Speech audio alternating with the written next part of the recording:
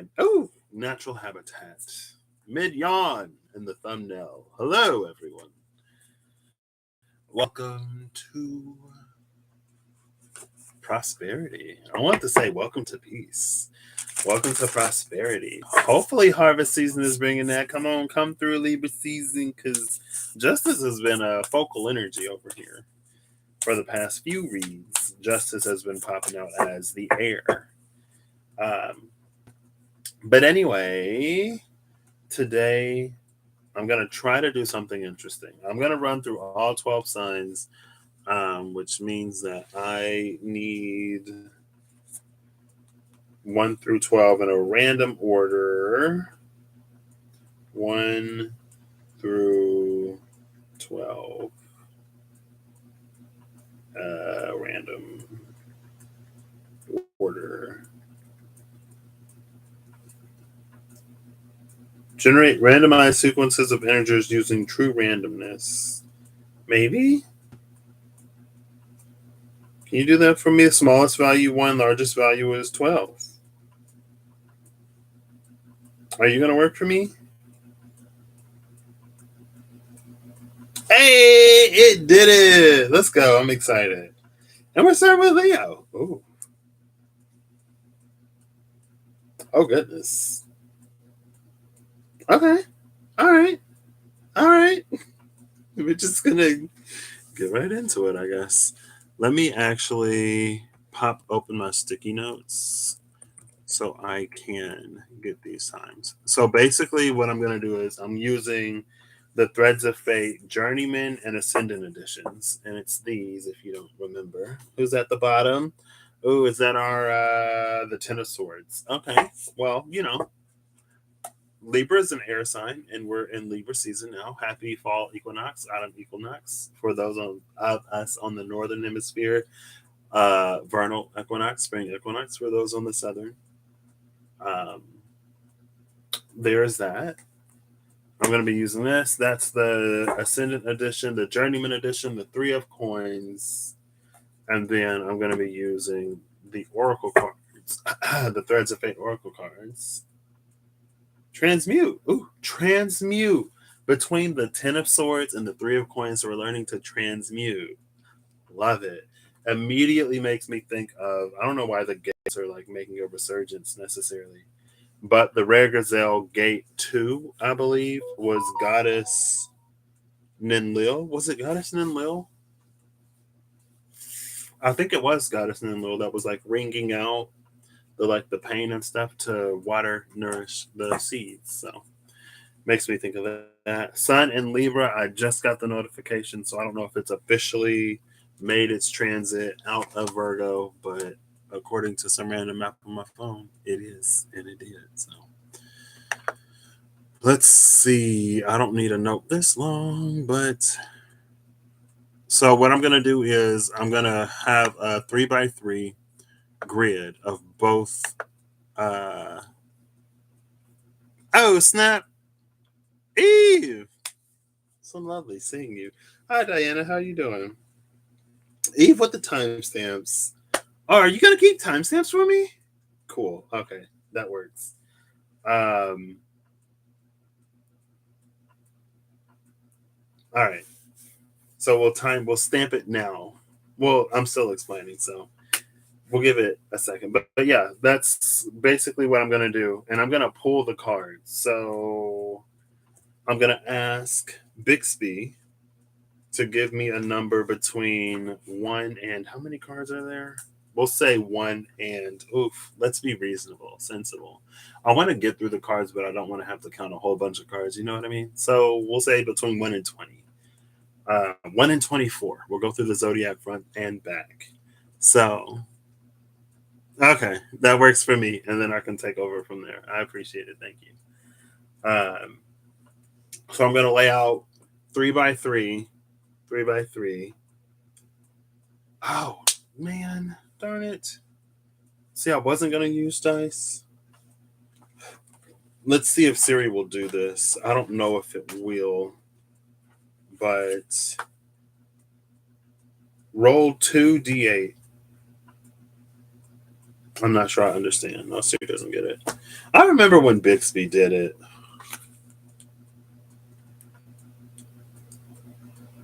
Roll 2d8. Roll 2d8. I didn't understand that. I'll just have to use Google. Just hanging out for a while. Had a busy day. I had a less busy day today, thankfully, but I hope your tomorrow is less busy.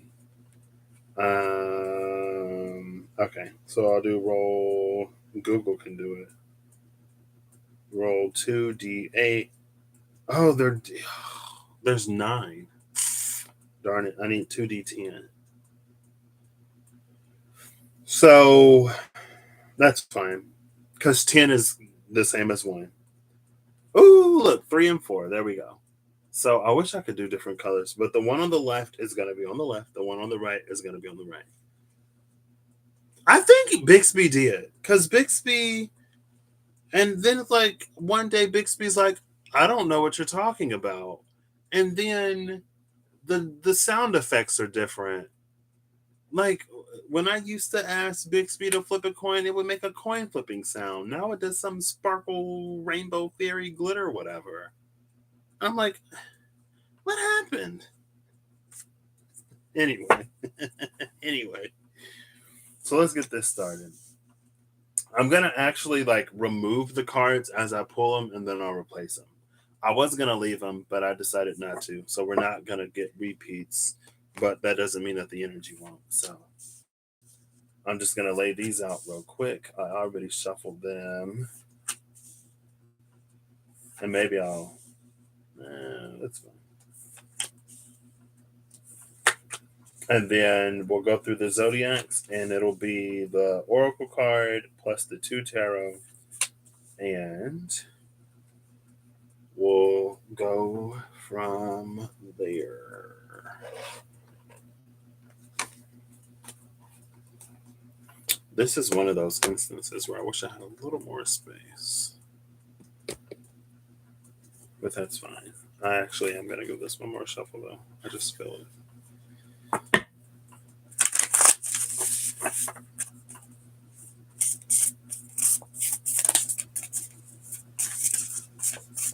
I'm going to cut it.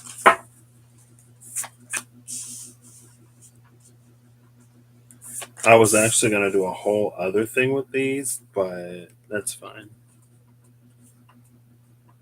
Oh, I hope these don't fall off.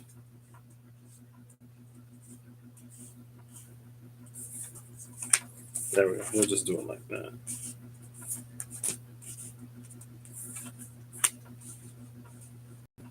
Okay. Now we'll timestamp Leo as 8:10, please.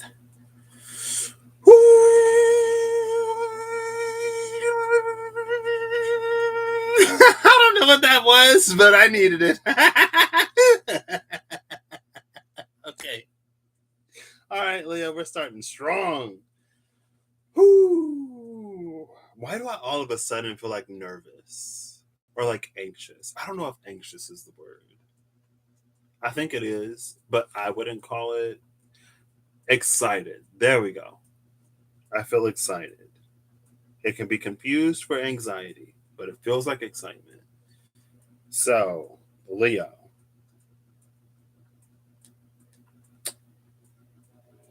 Did I F up, Leo? 1 second. I think I might have accidentally.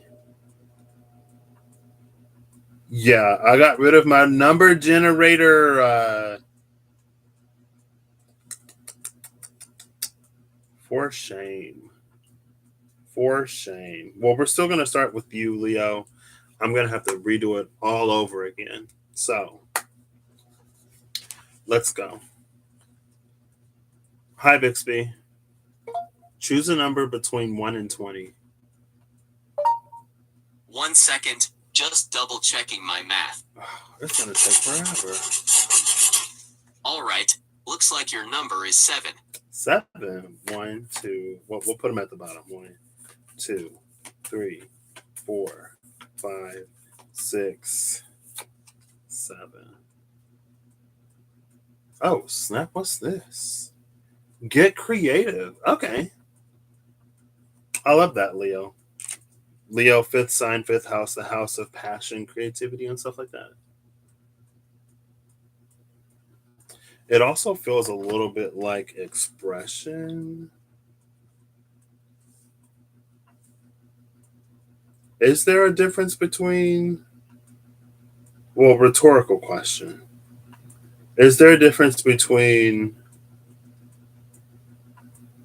maybe it's how you express,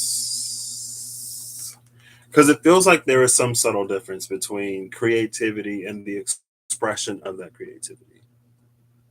It feels like the creativity is already there, but it feels like there's some element of expression that's coming online, or there's some element of expression that's changing, that I don't know if it's like a,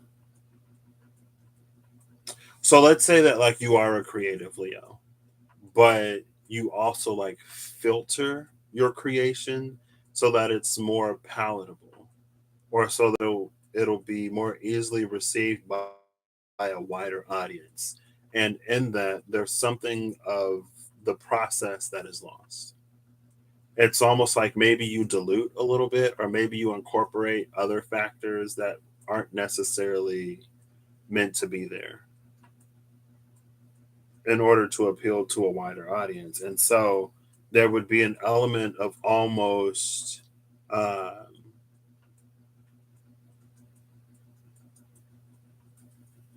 vulnerability. There would be an element of almost vulnerability for you to express creativity in a certain way. Now I'm going to actually use Google Chrome. Give me 1 second. I know I can do this after you, Leo, but I'm going to do it during your turn. So I can get these on two different. Oh, look. Then it put number 7. It put Libra at the top. Where's the Libra? As you say, Libra is house 7. Pretty cool for today. Libra has placed itself at the top. And Aquarius was last before, but now Aquarius is third. Oh. Oh, you're pretty close to the end on this one. Anyway, I'm gonna screenshot this just in case I forget. I could like, and I started to post the order, but I was like, no, I want it to be a surprise. See how that worked out for me. Because I wanted this to be a surprise, now the original order is dumped. But that's fine. Because all things sort of work out in the way they're supposed to. All right, Leo. I almost said Libra. Leo, you got 4 and 8, which is a 12. 4, 8, 12. That's water signs.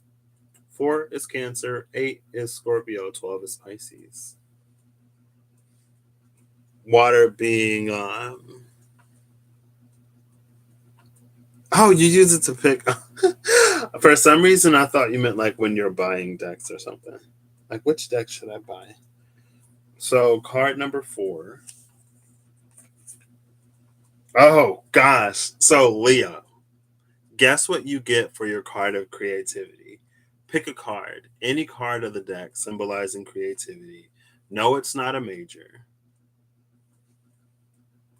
It's the Ace of Wands. And then you also get, hold up, wait, I want to do these like,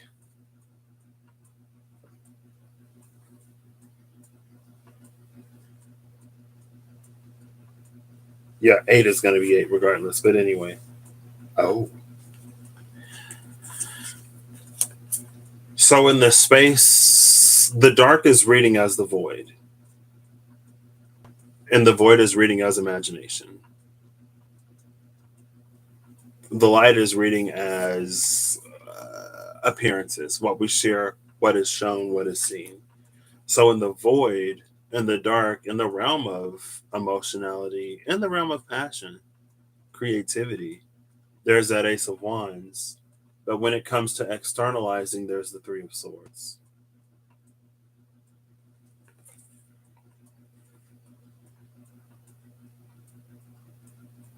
And maybe that was more so in the past. So it feels like you're due for a fairly liberating experience, Leo. It feels like you are due for, oh, look. What's that song? And take these broken wings and learn to fly again, or whatever? Because the wings of the bird have been pierced in the Three of Swords, but there are wings here.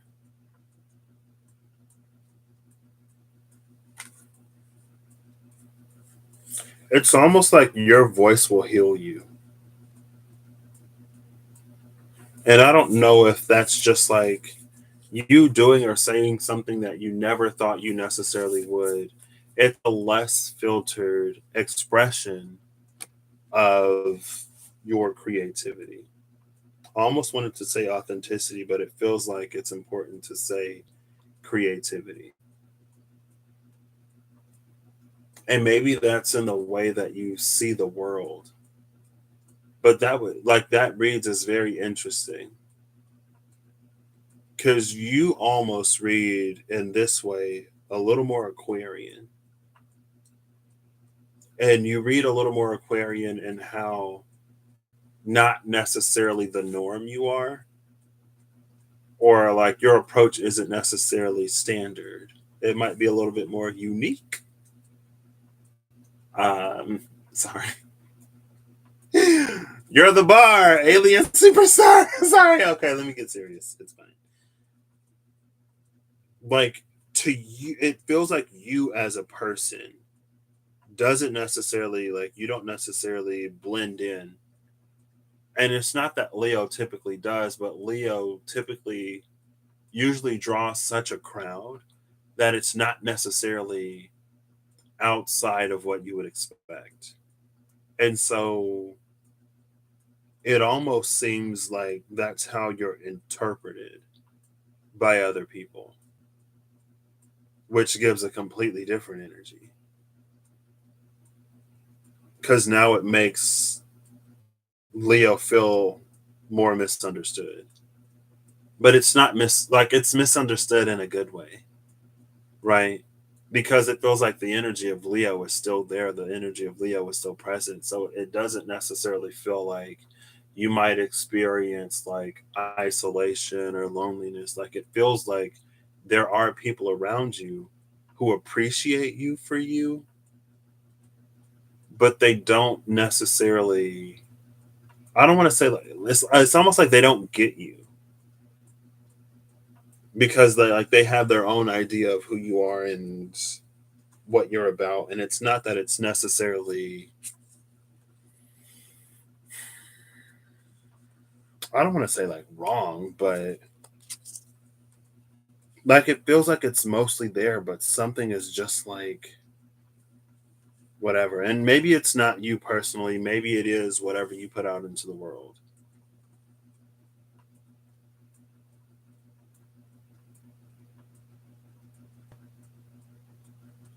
Maybe you're one of those people that's about deeper meanings, but you're taken more of like a surface level.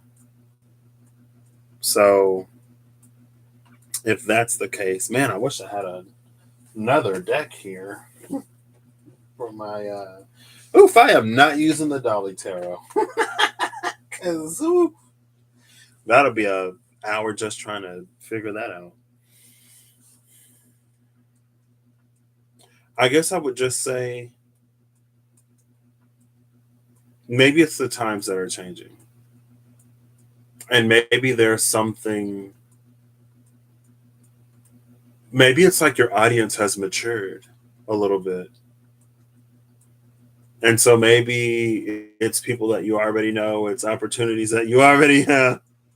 I can't. I pulled that deck out. I was like, oh my gosh, I'm never using the dollar. It's not that bad, but it's woo.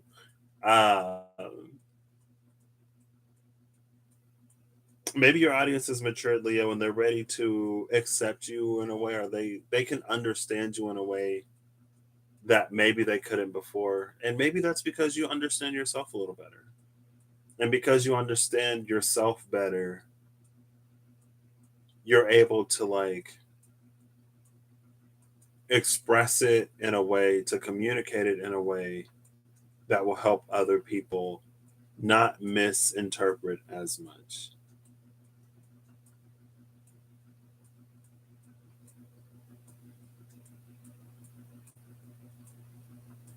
Okay. Hey Holly, how you doing? Ooh, enjoy the meeting. If you can enjoy the meeting. All right, Leo, I'm trying to keep these short, so I got to move on. And next is Libra, because Libra was like, I don't appreciate my spot in the list, so you're going to have to redo it. And I'm coming first. Well, you came second. Also, I'm loving this like fire air trine that we have going on. Anyway, Libra, my attention is yours for the time being. Hi, Bixby. Choose a number between 1 and 20. Processing some equations. Okay, your number is 11. 11. Aquarius. 1, 2, 3, 4, 5, 6, 7, 8, 9, 10, 11. Take risk. There's a goat here. Very Capricorn Aries. We're gonna go with Aries. How Martian of you? What's the word for Aries? Arisian? How Arisian of you, Libra. It's interesting because the Emperor just came out for Libra season. And I was like, oh, well, I know who's at the bottom of the deck now. Patience. Patience is at the bottom.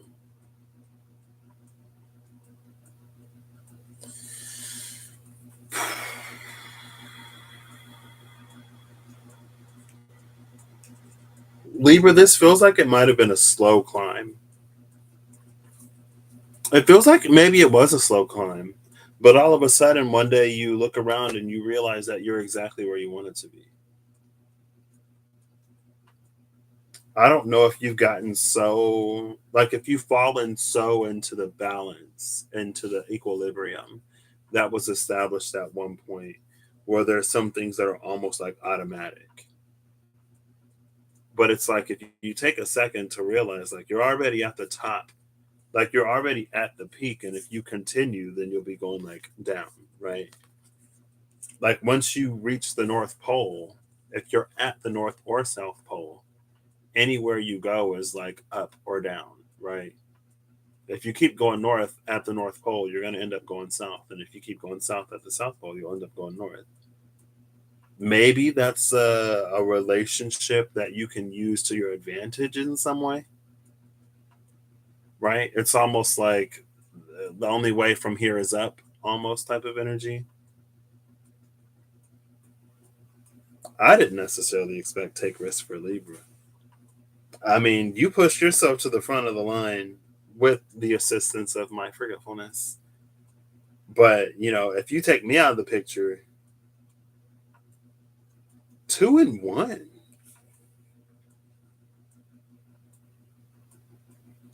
2, 1, 3, actually. 2 plus 1 is 3, right? So where Leo had water signs or water energy, you're coming out like very cardinal. Like Aries, Taurus, Gemini, like first 3 signs, early development, right? 2 and 1. Ooh.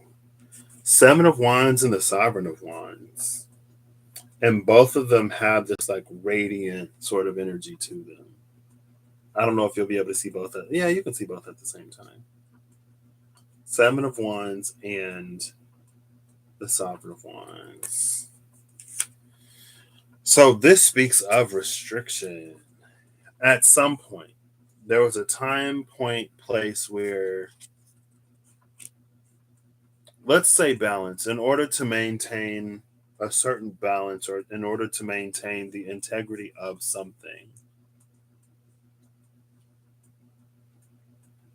it almost reads as distance. There was a certain amount of distance that had to be kept.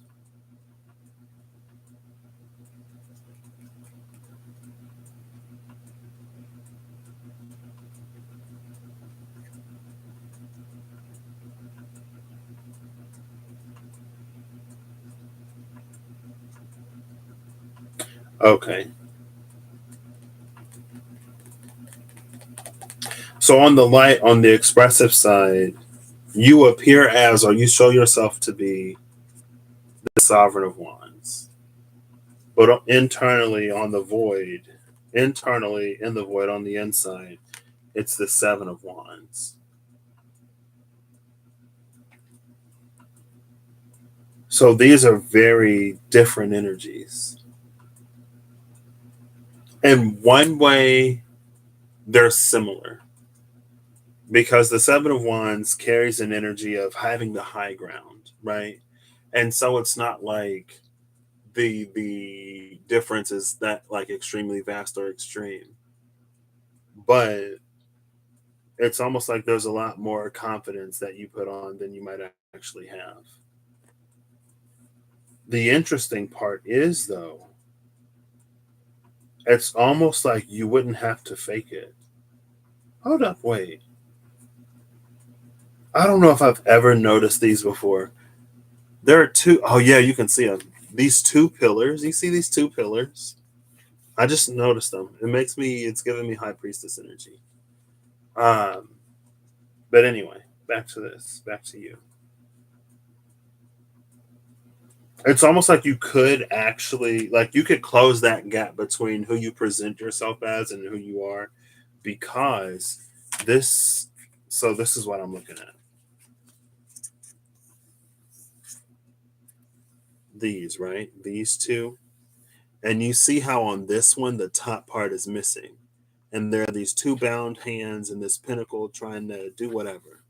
Whatever, right? That's what I'm looking at. In the Take Risks card, you have those top three that you're missing here. So it feels like there's an opportunity to close the gap. There's an opportunity to become whatever it is that you are to become, Libra. But it's not going to be easy. And it doesn't, it's not like necessarily,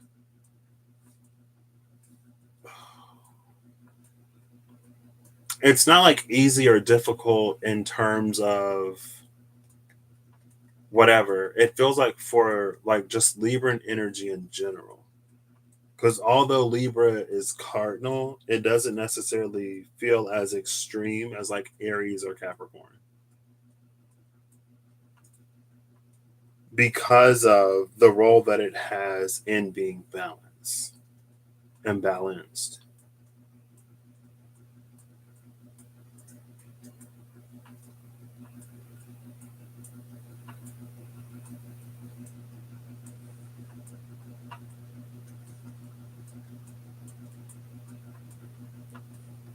So it's almost like you can't, I don't know if you can. It's almost like maybe you don't usually give yourself permission to,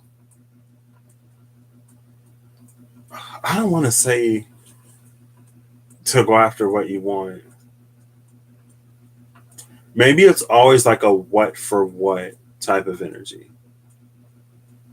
It's always like a give and take. It's always, again, we're going to fall into the stereotype of Libra. It's balanced and reciprocated.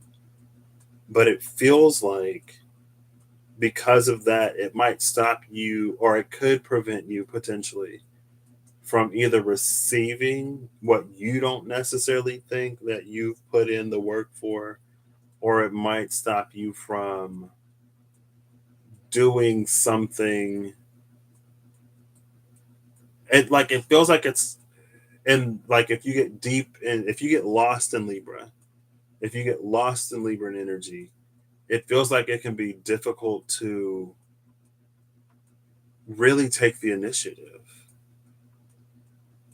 which is interesting because I'm thinking of like Libras that I know, and I don't necessarily see it, but it feels like that's it. Like there's some kind of initiative, there's some kind of, and I don't know if initiative maybe isn't the right word, but maybe it's just like, maybe you've just gotten too used to being like reactionary, or it's like you're waiting on a sign to do something or something like that. And it's for you to take a risk. Or maybe it's like you wait until you have more information. You wait until you get a good lay of the land. You wait until you have a pretty good idea of how something is going to turn out.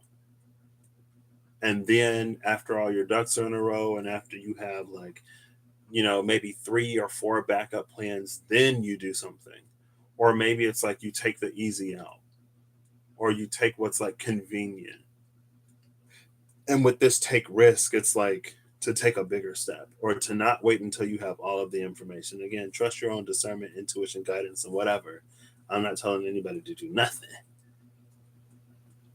But like now I'm looking at this moon behind the goat. And the moon feels like it's incomplete knowledge, but with the rays of the sun coming out from behind it, it's like you have enough to get started. You have enough to begin. You have enough to go.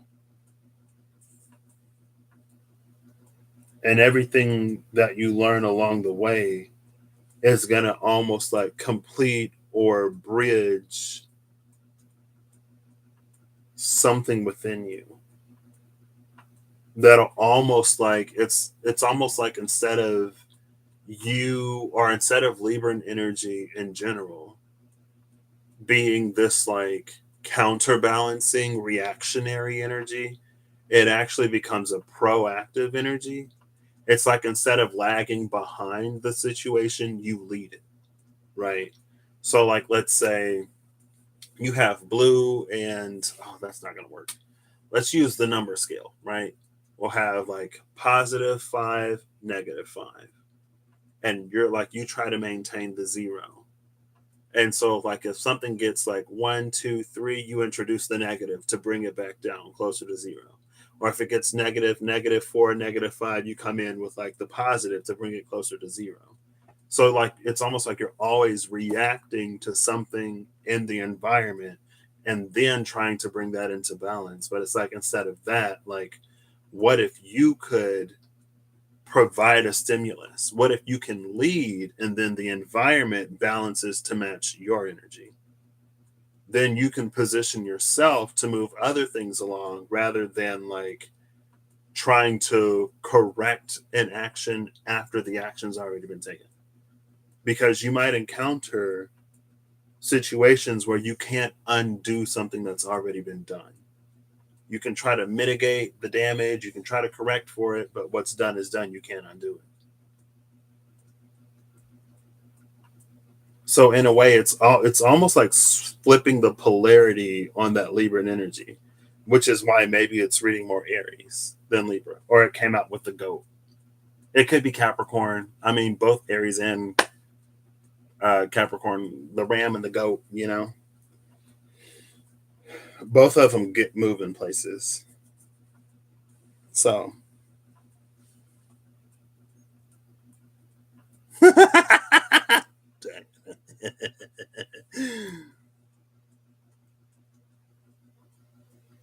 it just feels like maybe you'll be granted an opportunity in the coming month or months where it's almost like where you get to, because so maybe like the Sovereign of Wands isn't an act, or it's not something that you put on to cover up for something else. Maybe it's just like you're that good at sort of like mitigating or counterbalancing or whatever. But it's like now it's time to experience, now it's time to do. the causing rather than trying to mitigate or control the effects. You know what I mean? Anyway, from reactive to proactive. Take a risk. That's you, Libra. I hope you have a good whenever you say this. I hope you're acting in alignment to make all that you wish to experience your reality. And for you, Libra, in particular, I hope you give yourself the opportunity to be more.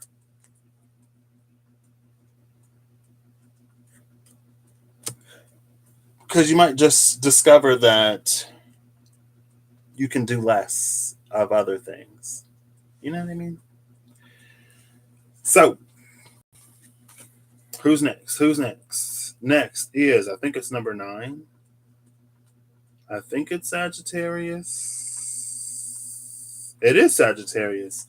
Next is Sagittarius. And Sagittarius, I'm actually gonna do yours a little different. Sagittarius 1 and 6. That's Virgo. Aries, Virgo. 1, 6, 7. There you go. So the first card. Ooh, the Ace of Cups. What's up with fire signs and water energy right now? Because Leo had some like Cancer, Scorpio, Pisces stuff going on. And you coming out with the Ace of Cups out of the gate. The Ace of Cups and hold up. I'm like doing these like this, so I'm getting confused. You know what I mean? Yeah. Okay. The Ace of Cups and the Seven of Swords. All right, Sagittarius.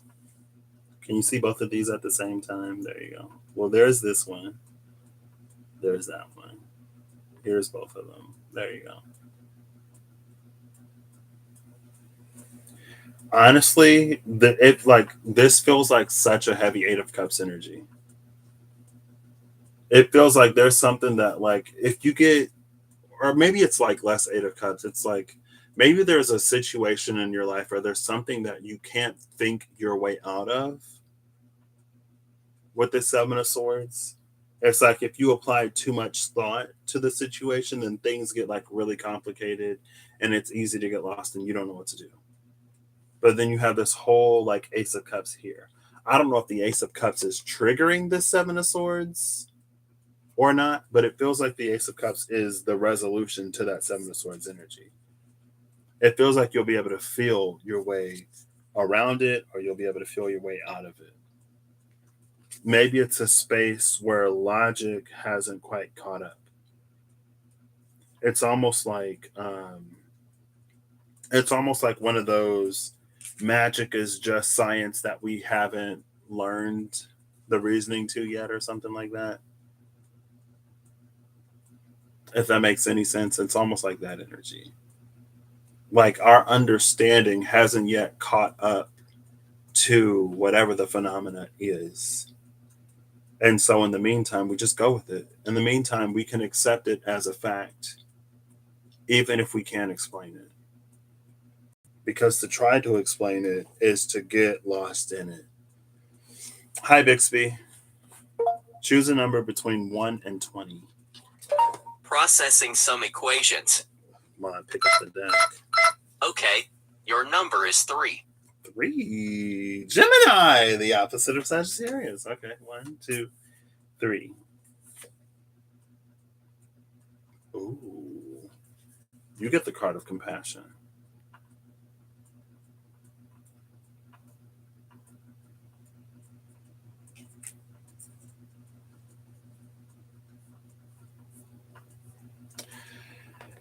Honestly, compassion makes this almost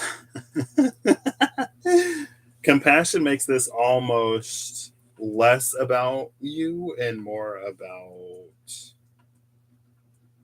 you in relation to others.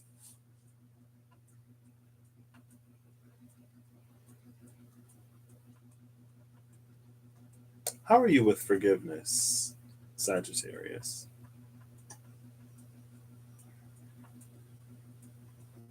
That's just a question. You don't have to answer it.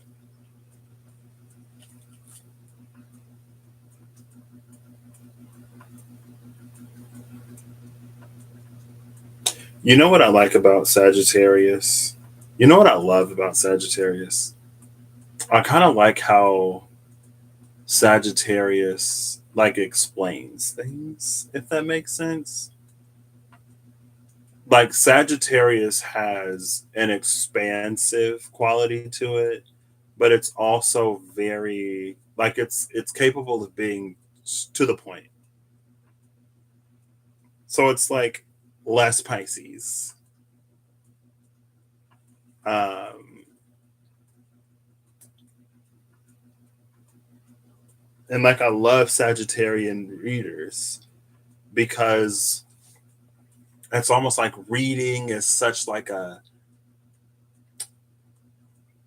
there is a science to the cards, yeah, sure. And there are meanings, yeah, sure. But still, it's almost like the element of connection that's present, the element of connection to something so ethereal or spiritual that's present when it comes to reading, and then to have a Sagittarius sort of like line it out, it's almost like it demystifies certain things. I love Sagittarian demystification because sometimes like Pisces me can like go there, but then Pisces me gets lost and then I'm like all over the place. But Sagittarius is like, not only are we gonna go there, but will like make sure we get there. You know what I mean? And so with this compassion again, it's going back to that Ace of Cups. It's like something that can be felt but not yet necessarily explained. And compassion, it's reading as it's almost the exchange of feelings, but maybe compassion is a little bit more like putting yourself in another shoes. Did this just become about like leading? Almost taking a thread from Libra. There's something about the energy of compassion leading you somewhere.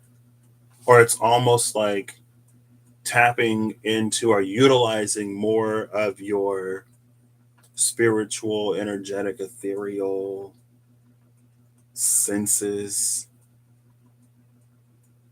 like using that to lead your thinking, logicking, reasoning mind.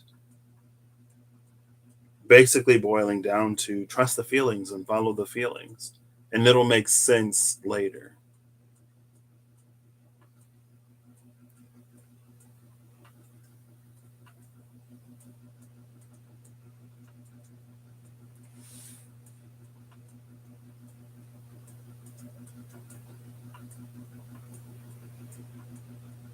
I don't know if I could like title this for Sagittarius, it'd almost be like when you know. And you don't have to overthink or overanalyze or try to get to the root of why you know what you know. Just trust the knowing. If you it feels like if you trust the knowing and follow that closer towards the end or at some point it'll make sense.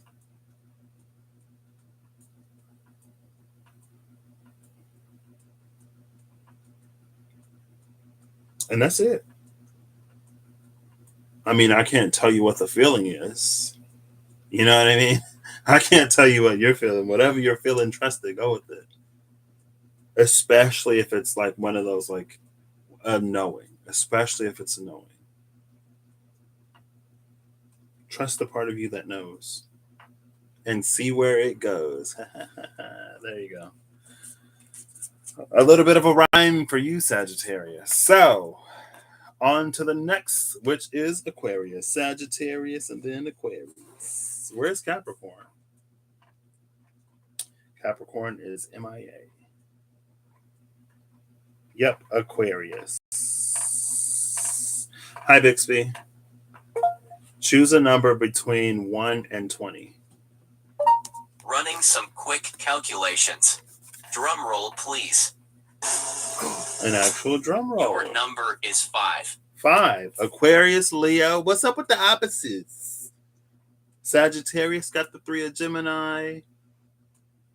Aquarius is getting the 5 of Leo. 2, 3, 4, 5. What's that say? The Warrior. Oh, snap. I love how I was like, what happened to Capricorn? And then we see the ram horns on the hilt of the sword. Oof. Aquarius, what did you do to Capricorn?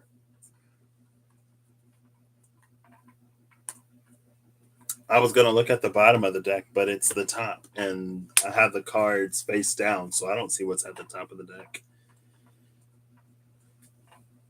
Oh, 4, 4, 5, 5. Oh, snap. All right, Aquarius.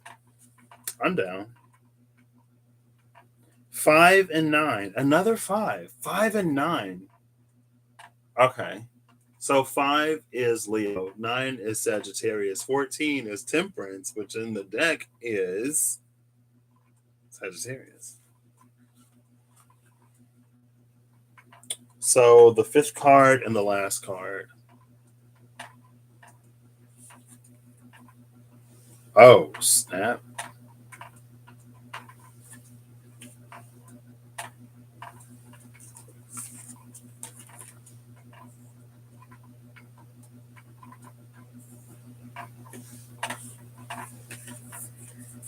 Well, Aquarius, I don't think you actually get anything from me, so let's just move right on to the next sign.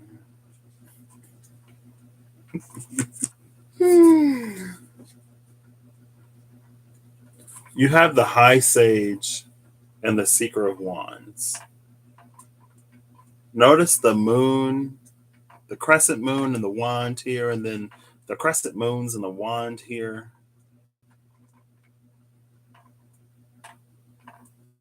The Seeker and the High Sage.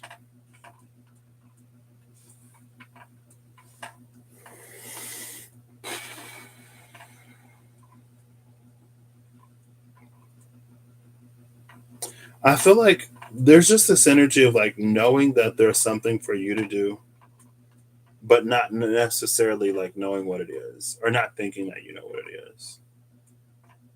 And so I would just personally be a little careful because the Seeker of Wands, like that seeker energy can be a little like, because it's the warrior, it's like it's almost the person in that whatever who's like trying to make a name for themselves.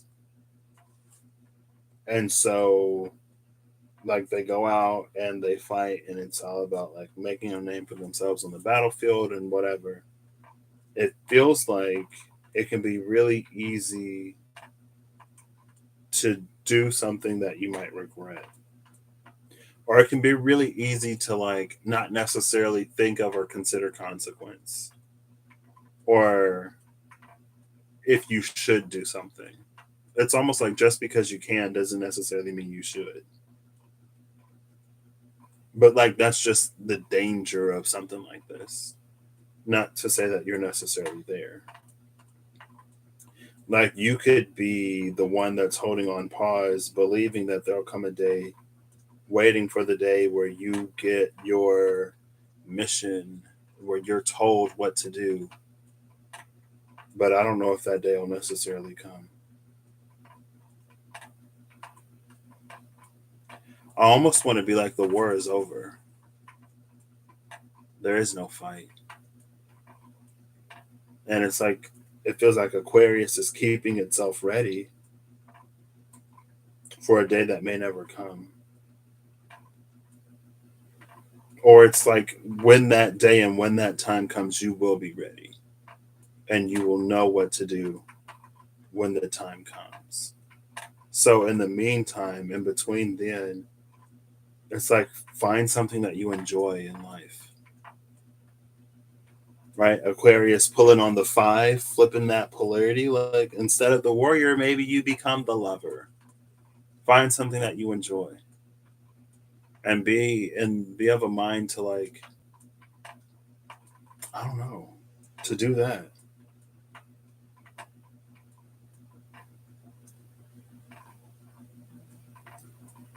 I would also ask myself, it's like, what do you seek to gain by being the warrior?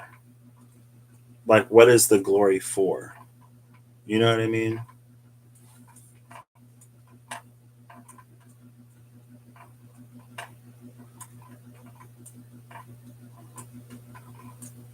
Because it may not give you what you necessarily want.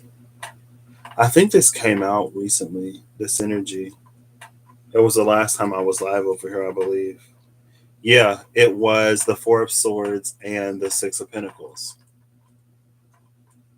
And it was the person that had deserted their post because before they did something that they couldn't undo, they realized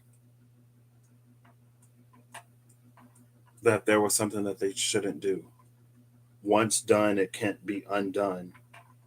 And so they received the knowing before they did it so that they could avoid that whole everything that follows. But because of that, there was like a lack of direction that almost came in because everything made so much sense before.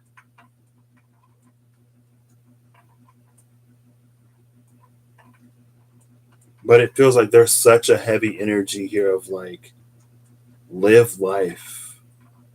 It's like, create a life that you'll enjoy or live life with the purpose of enjoying it rather than worrying about. And it's like, it's not that you don't do things that can benefit the planet or other people or whatever, but it's like you can do that while you're loving your life and living your life, while you're living, actually living your life, instead of just waiting for the day that you fulfill your destiny or whatever.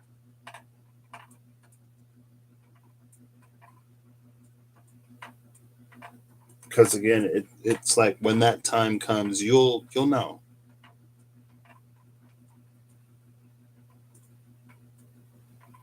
So in the meantime and in between time, enjoy it. We don't get time back. We don't get days that are gone. When people leave, they're gone. We can't get them back. And, death is not necessarily the end, but they won't necessarily be physical incarnate. It's like, enjoy this life while you have it. Life is meant to be enjoyed. Maybe enjoy life sensibly. You know what I mean? Within reason. Don't go crazy, but because maybe it's like it gives you something to fight for. You get a reason. You get a why. More than just like a. And it's funny because Sagittarius was almost the opposite. But it's like more than just like knowing that it's for you to do, or like, I'm doing this because I know that it's my purpose. It's my reason for existing. It's like having something to protect, having something that makes life worth living. And it's not to like threaten you with whatever, but it's almost like a healthy attachment.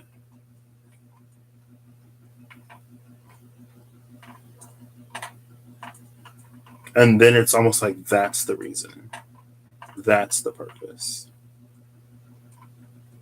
To ensure that, I don't know, whatever you find out there, while you're enjoying your life, you'll find it.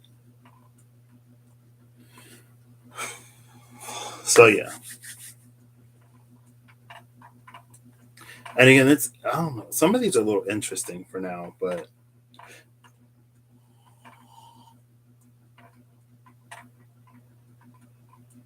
Maybe there's something, or maybe you've already found it. And you might not necessarily know it. Hopefully, it's not one of those. We don't know. It's like we can't appreciate what we have until we lose it or whatever. Like, hopefully, it's not one of those situations. Appreciate what you have now. There you go. There's another one. Appreciate what you have now and hold it dear.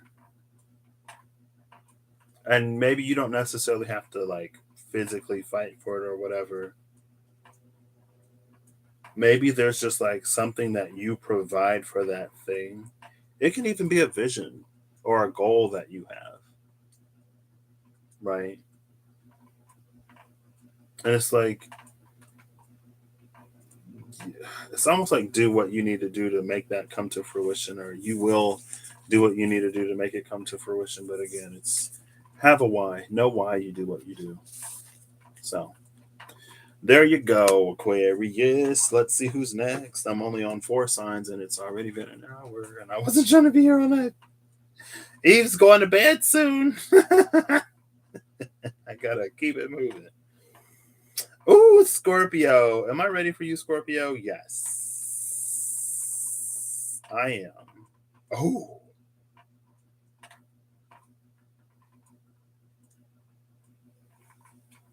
So, Scorpio, you got 1 and 10. 1 plus 10 is an 11, right?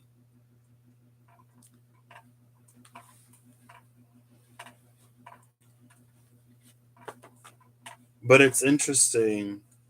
So the 1 and the 10 are the same.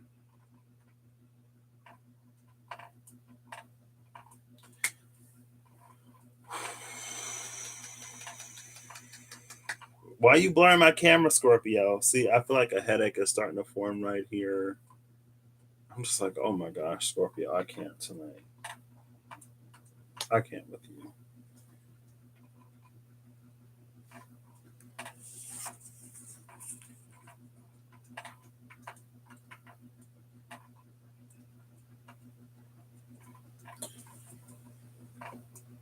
The 10 is 10. The 10 is the 10 of wands.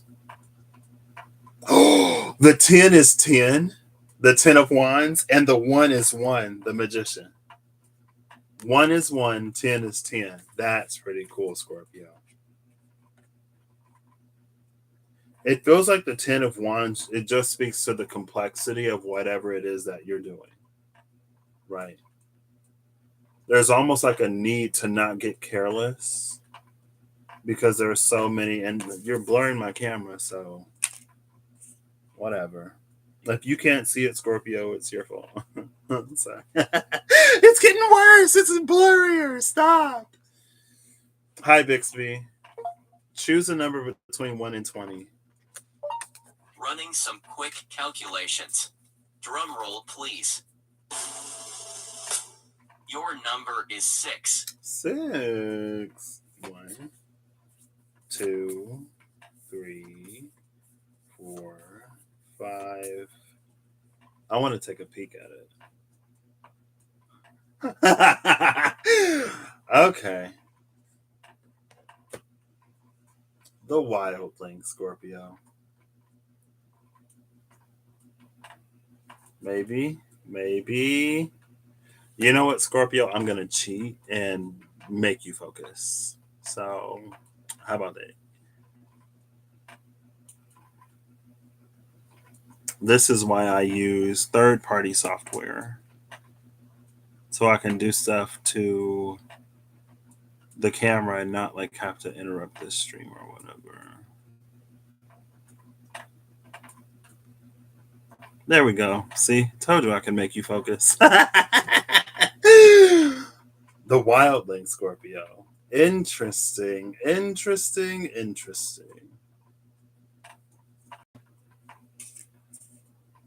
And then here are your other cards too.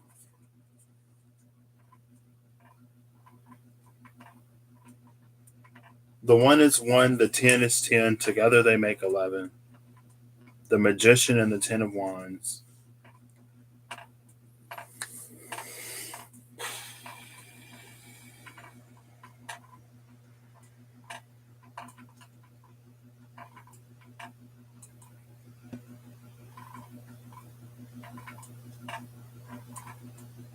Do I have to do this?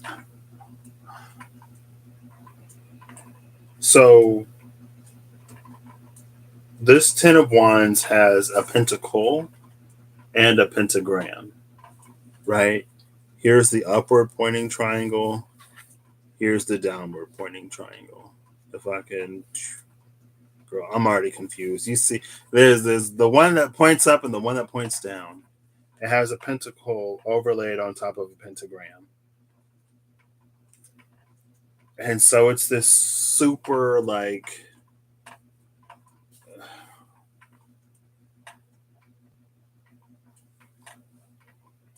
energy. And then we have and the Magi.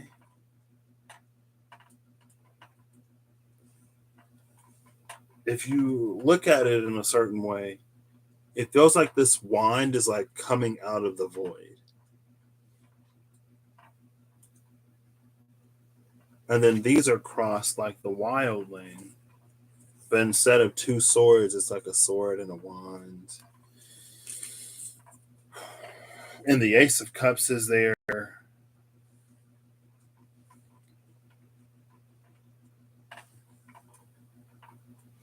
So the wildling it's an energy of like who and how you naturally are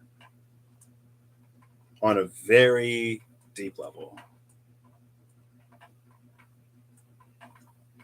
And so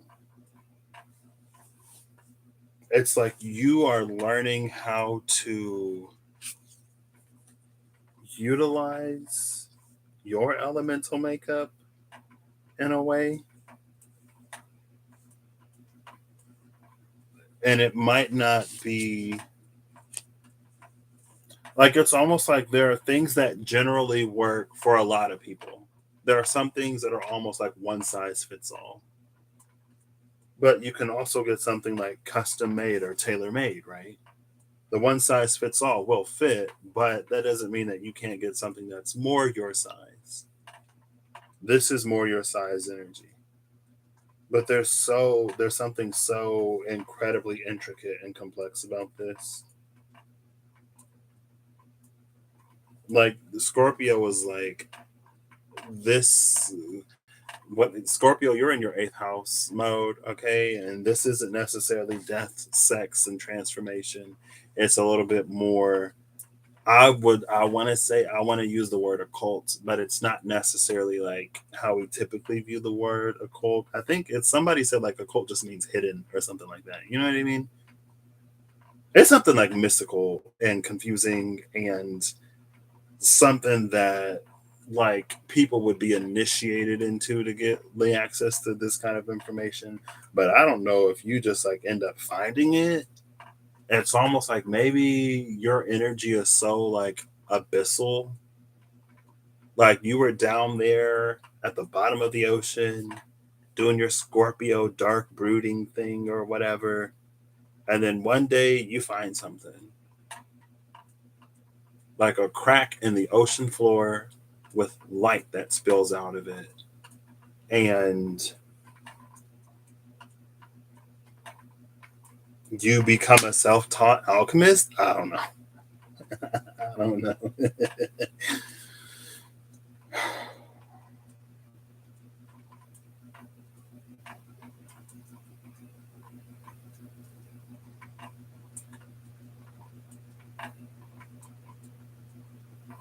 I feel like this just got real white real quick.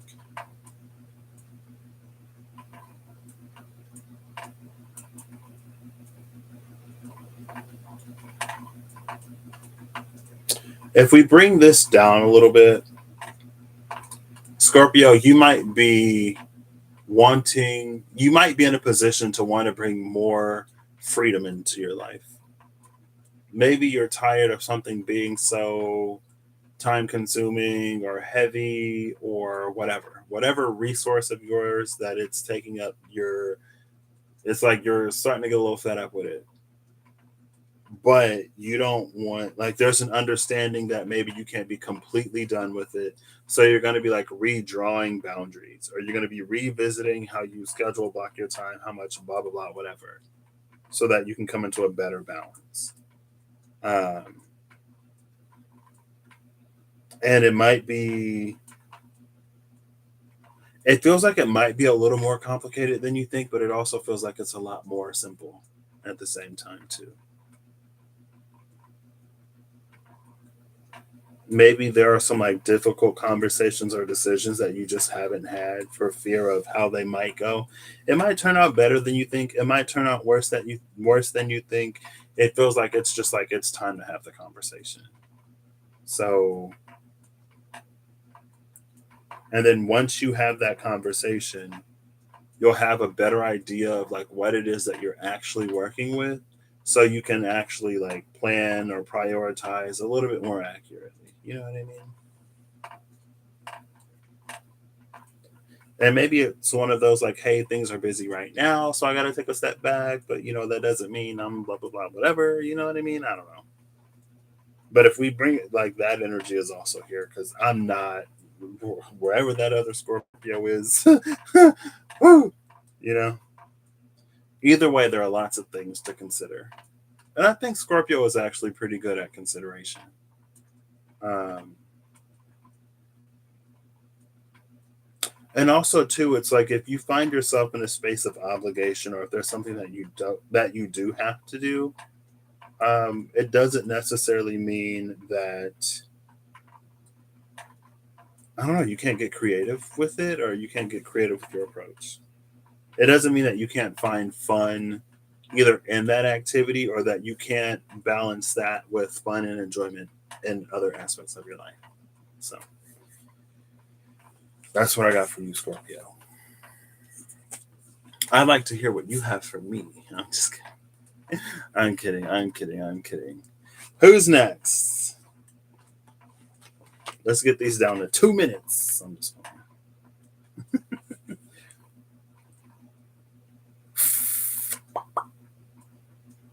Next is Taurus. Scorpio, Taurus. Look at that. Closing off that poll. I guess we closed off Libra, or we closed off Leo, Aquarius right before Scorpio, Taurus. So, Taurus. 8 and 6, which is another 14. 8 is your opposite in Scorpio. 6 is your square in, no, that's your trine in Virgo. Ooh, okay. So you have one that's opposing and one that's a trine. Like the worst of the worst aspect and the best of the best. Typically, stereotypically, traditionally, maybe. Why is Miley Cyrus? You get the best of both worlds. You get the best of both worlds. Mix them both together. Mix them both together. Temperance 14. And you'll get the best of both worlds. Oop. Hi, Bixby. Flip a coin. No. All right, here comes the flip. Why am I flipping a coin? Looks like it came up heads.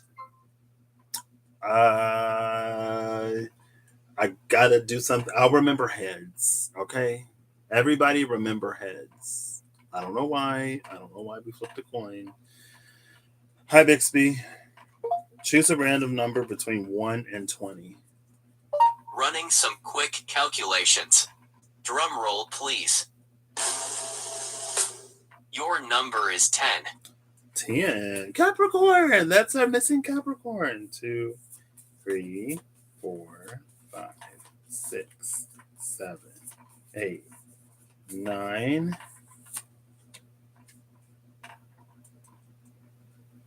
Movement. Ooh. Movement for Taurus. Oof. I don't think I'm as someone with a Taurus moon and rising, I don't think I'm ready for this. I gotta move. What? No. You mean like it's moving to me? Okay, yeah. I can do that. 8 is gonna be 8 regardless. 6. I think we had a 6.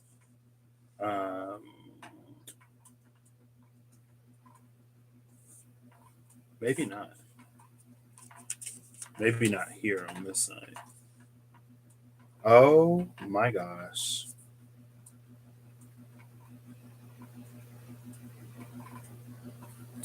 Ooh, what's going on with the Scorpio? Those are our nodes right now. Our nodes right now are uh, Scorpio and Taurus. Taurus North Node, Scorpio South Node. Because I'm like, what is happening? What is going on? What is this? Hello? So, Taurus, with movement, this movement card is, I want to say the Orphic egg. Yeah, it's the Orphic egg, right?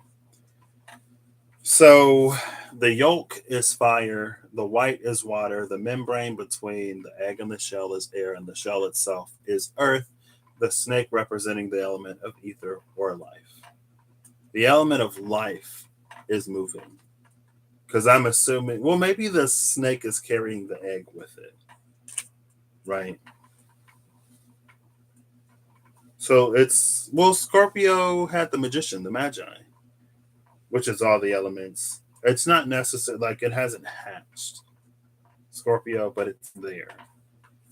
Um, you get the Sovereign of Swords and the Moon as your two cards.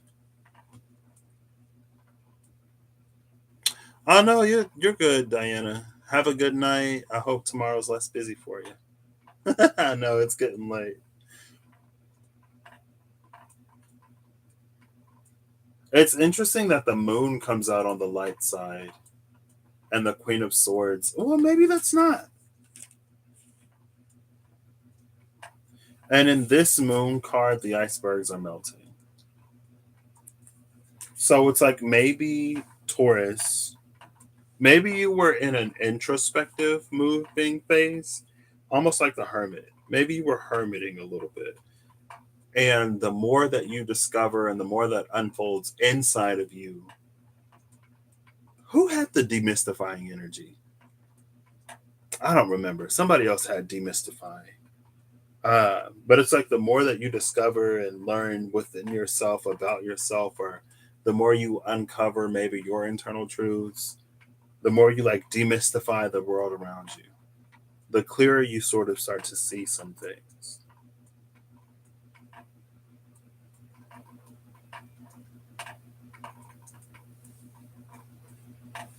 It's funny because I was just talking about Donnie Darko with one of my coworkers yesterday,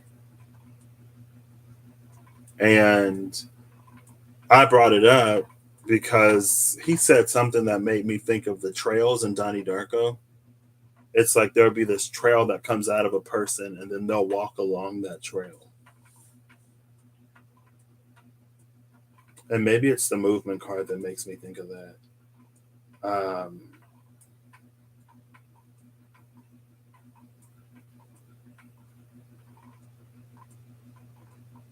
it feels like this moon is bringing clarity, which is interesting because moon doesn't usually read that way. It's almost like against the traditional meaning of the moon. So I guess we're getting back into tradition. The traditionally worst aspect and the traditionally best, the opposition and the trine. But it feels like the moon is bringing some kind of clarity.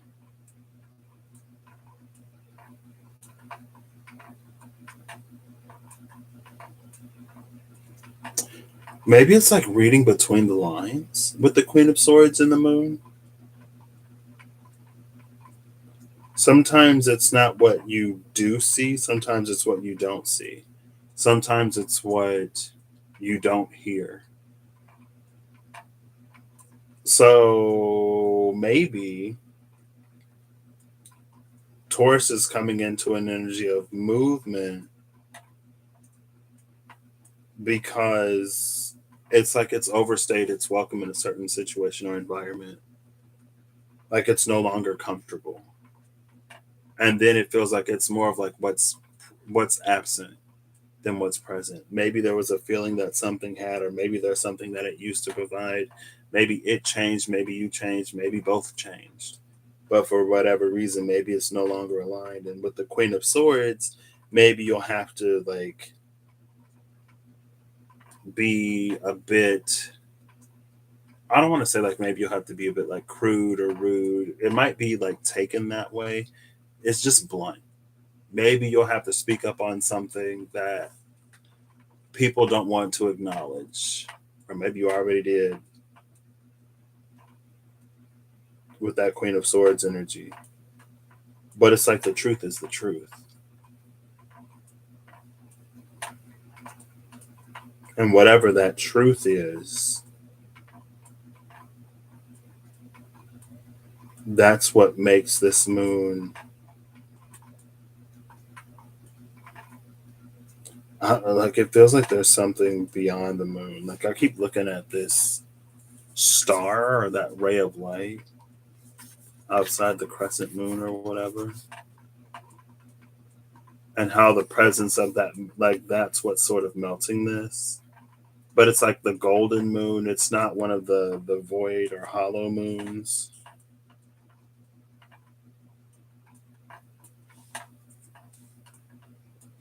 And if we're talking about the poles, the polarity, maybe there are. See, if it was flipped, maybe it would be the. I don't know. These Scorpio Taurus pole, this Scorpio Taurus polarity, it's nodal axis. It's been a little weird for me personally, like trying to read it, especially.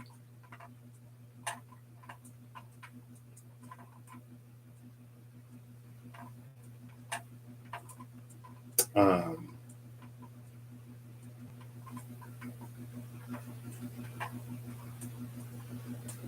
but it's almost like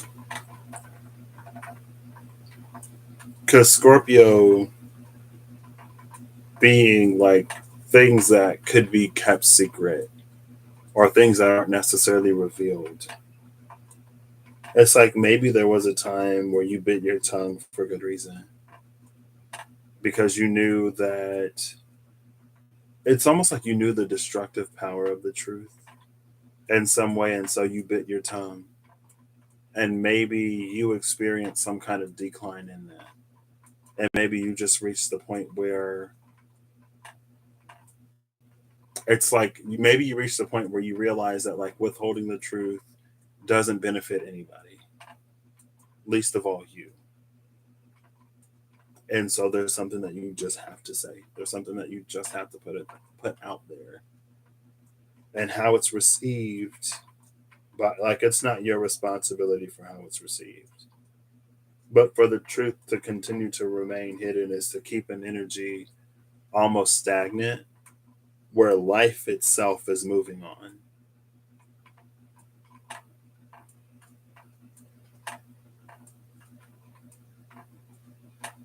It's almost like there's also an energy where it's like there's an energy or an element of protection here. But if the snake coils around the egg too tightly, it'll keep the egg from hatching. It's almost like what's inside of the egg, it's strong enough to break the shell, but it's not strong enough to like move the snake. Or like it's not gonna break through the snake. And so if the snake again, like if it's coiled around too tightly, then it almost suffocates that energy. It weakens it. And it's interesting because I just saw a video, some like reptile videos popped up on my YouTube recommendations, and I watched them. Um, and it was stuck shed or something like that. It was a snake that was shedding, but then it got stuck. And it's like maybe there wasn't enough moisture in the air or whatever, and so it like dried out while it was in the middle of shedding. And it's like if animals get stuck in that, like they can suffocate or die. And so he was like, what you want to do is like to put them in an environment where there's a lot of moisture, so then they can take in that moisture and do whatever. Um, but another thing he said, he was like, reptiles or snakes, like you might think that they would prefer like more room, so you get them a bigger cage. But he was like, closer, smaller, enclosed spaces actually make them feel more comfortable. And there's something about those, like, because it's like the snake might think that providing a smaller, more enclosed, more tightly wound or packed environment will be beneficial for the egg because it's beneficial for the snake, but it's like that's not necessarily the case. Not always.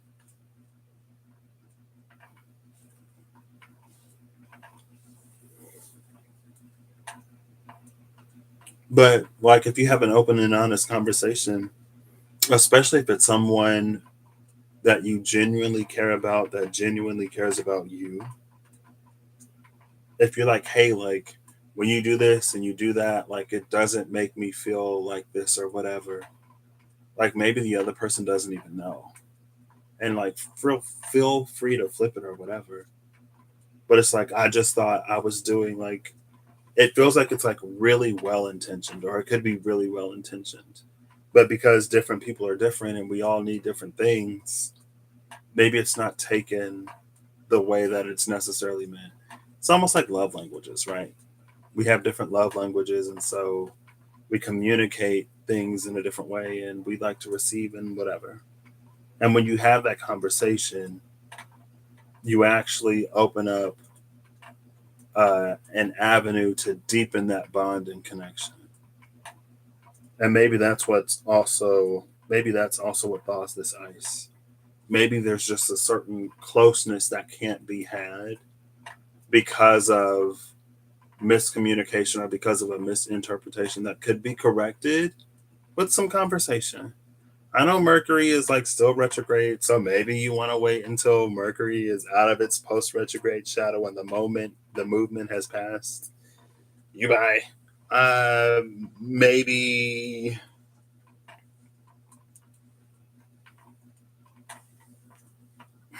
maybe not. I don't know. Use your own intuition, discernment, and wisdom. Trust your own guidance. But I almost feel that it would be especially beneficial now if you are capable and if the other person is capable of holding enough space to like listen. And maybe there'll be misunderstanding, but to just like clear it up. Because it's almost like if that can be done while things are more difficult, it's like breaking the shed or helping the snake shed. Because I don't know if it's one of those like this might not survive this season, the transition of the season. And it's almost one of those things that like maybe we live to regret it. And then it's like, man, if I would have said something then, maybe we could have still whatever. Like maybe we would have worked it out if I said something, rather than to allowing some sort of chasm to continue to deepen or some rift to continue to form between you and wherever you're moving or whatever.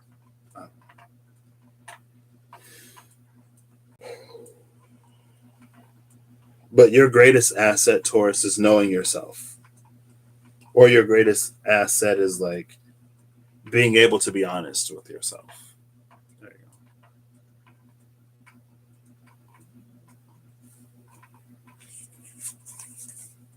So, next sign. I should just like post these up because this takes time. And then I gotta flip between these. Gemini. Gemini. There we go. Gemini, you got 6 and 1. 6 plus 1 equals 7. Yes, I already got them. 6 on this side.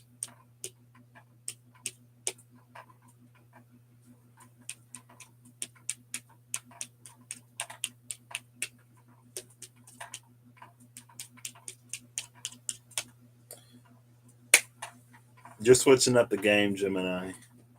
You just reminded me like how I want to do this. I've been counting them weird, but I'm like, yeah, that's how I do it. So, boom. Oh, snap. Oh, wow. Well, you're sitting at the 10 of coins and the fool. Gemini. Okay. Well.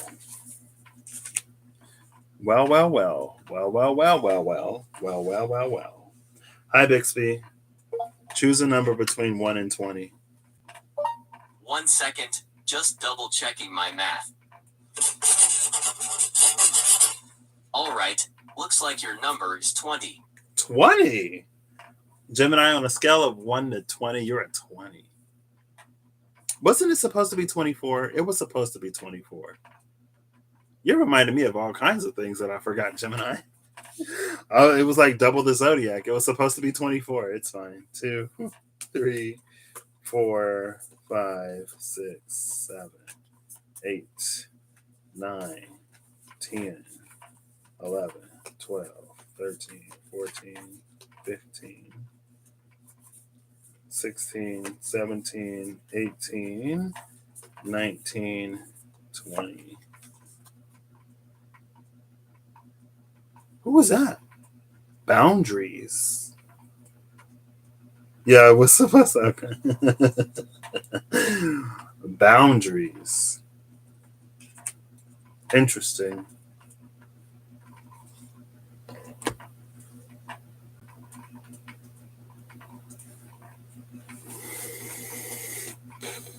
I mean, it's immediately reading like Gemini, you're coming into a season of abundance. If you're not already in abundance, and even if you're in abundance, you're going to get more.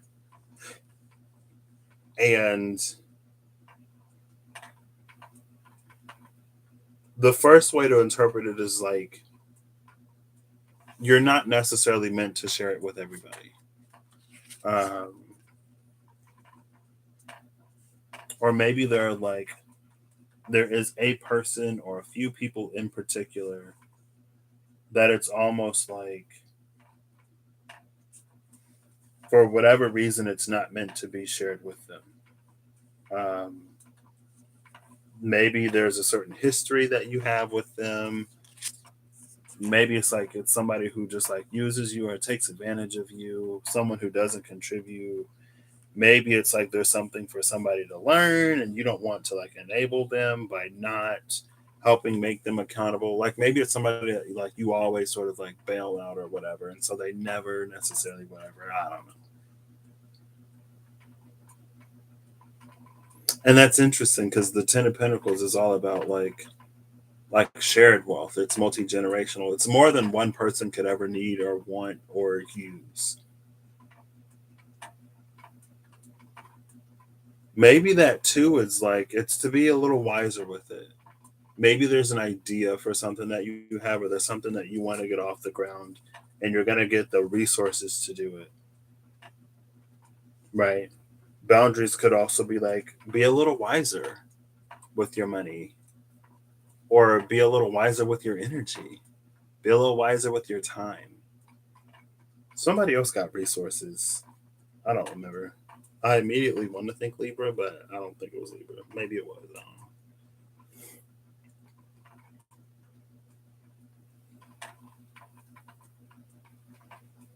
On the other hand, maybe it's like, I guess it depends. I'll ask you, is the armadillo opening or closing? Is it like unfolding or is it like curling up into a ball? Because these boundaries could be like self-imposed too. Right. So maybe like if you're used to not necessarily having as much, if you're used to like budgeting or being very conscious about how you spend, it's not that you necessarily want to be careless, but maybe the full energy is like you don't have to necessarily be so whatever. Um, I'm just now again remembering how I was reading these with the so the Fool is on the external side, the Ten of Pentacles is on the internal. Maybe there's something that like you were really disciplined with yourself in doing, and so now you've gotten to a certain point where you are ready to receive some kind of abundance outside of you. So it's going to be like a new experience. But although it's like a new experience that you're sort of engaging with externally, maybe it's new relationships, maybe you're going to meet people who are going to be like lifelong friends or lifelong community, whatever. And it's like, but again, like it feels new, but it's like you already have, like you've done enough within you, there's enough inside of you to sustain it. So you don't have to worry about whatever you might be worried about. It's like because you have that 10 of Pentacles on the inside, that the thing is coming on the outside.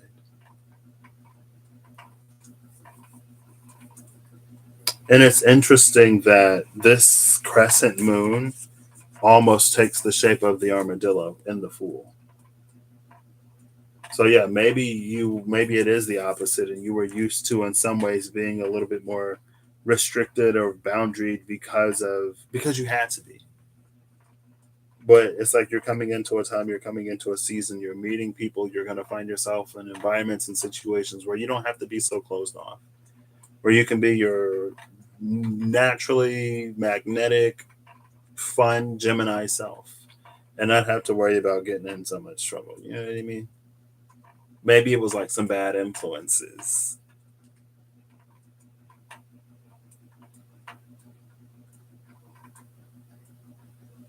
in the past, but ultimately you're accountable for what you do, right? Maybe it's a little all of the above. I think too, there is another thread. It's like other people, it's like they might, I don't know if they see how much you have, or they might think that you have more than you think that you have. And so other people are like, man, if I had what Gemini has, I would do this and I would do that and I would do like a million different things because they have it so good or whatever. And so to them, maybe you appear to be the Fool. And then maybe the boundaries is like, it's not for you to live by anyone else's expectations. Just because somebody else would do whatever they would do with what you have, regardless of if you have what they think you have or more or less, it's not you. They're not you. So in another way, it's like Gemini is like, it's time for you to live your life for you. You're going to be coming into an ability to do things that you enjoy in some way, shape, form, and capacity. You don't have to continue to abide by the things that you always did. You can enjoy life. There is an enjoyment here. And the door is open with the Fool. Right? It's almost like come outside, Gemini. You ain't been out in a minute. You back outside, Gemini? If you say you outside, is you that outside? I'm sorry. Okay, moving on. If these get shorter and shorter, it is. I guess I could always stop. How many have I done? 1, 2, 3, 4, 5, 6, 7. Oof. I'm already 7 in. I might as well keep going. Pisces, what time is it? It's 10:18. If you have to go, Eve, like just let me know. I wish I could go to bed. Oh, Pisces, I might let you take me to sleep. Okay. I'm pretty sure it's Pisces. Yep, it's Pisces. Closing out the mutable signs. Okay. Pisces, Pisces, Pisces. 7 and 2, which is a 9. 2 is Gemini. We just came off of Gemini. 7 is Libra. 9 is Sagittarius. Okay. Hi, Bixby. Choose a random number between 1 and 20. Processing some equations. Okay, your number is 16. 16. Ooh, that's a tower, Pisces. Okay. 1, 2. I already forgot how I count these. 3. Gemini, where are you? 4, 5. Remind me. 6, 7. I already forgot. 8, 9, 10, 11, 12, 13, 14, 15, 16. Withdraw. What? Gemini got boundaries. Pisces is coming out with withdrawal. You experience withdrawal, Pisces? I'm just playing. I tried to give up sugar. At first, it was kicking my butt. I was like, oh my gosh, it hasn't even been a full day. It's fine. Anyway, so we got 7 and 2. Well, this is 2. Yeah, yeah. Yeah, because it goes like this. Okay, there we go. Oh, wow. Death. And the Conqueror of Cups. Both of these are Scorpio. King of Cups, fixed water. Okay, gotcha. Thank you again for the time stamping. You stopped sugar 10 days ago? What? It's only been like, I think Sunday was, okay, to be fair, I was still drinking like some sugary drinks that I have, but I was like, once I eat all my sweets, I'm not going to get any more. And that was just Sunday. Sunday was my first day.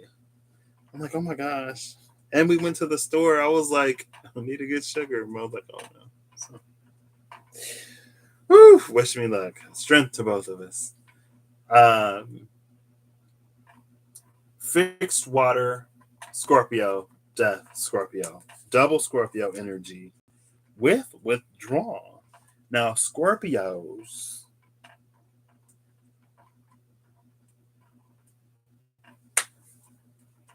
Reading was very interesting, Pisces. So maybe now that Scorpio has gone through, it's time for you to take Scorpio's place. Cancer will take your place, and Scorpio will take Cancer's place. So Scorpio will become cardinal with ever it's discovering or uncovering. Pisces will become fixed, and then Cancer will become mutable. I ain't done Cancer yet. We'll see. Maybe not. I think too, like maybe you're going through a transformation process, Pisces. This is the Conqueror. Did I say this was the ruler of cups? It's the Conqueror of Cups. This is you, Pisces. Okay. Mutable water, Knight of Cups, Pisces. Pisces meets Scorpio. A whole chocolate cake home. You were dying but resistant. Yeah, because like, what was it, Friday? Like, I had donuts at work and they were like, oh, take the rest of the donuts home. I was like, okay. Donuts, ice cream, snow cones. It was like sugar galore. And maybe that's why by Sunday I was like, ooh, where's the sugar? If I had known that that was the last day I'd eat sugar like that for a minute, I would have had more. I'm just playing. I would have had less so that it wouldn't suck as much. Anyway, I would have withdrawn on Friday if I knew that I'd stop eating it. Because then the withdrawal wouldn't have been as bad. You know what I mean? Anyway, you seem to be in a very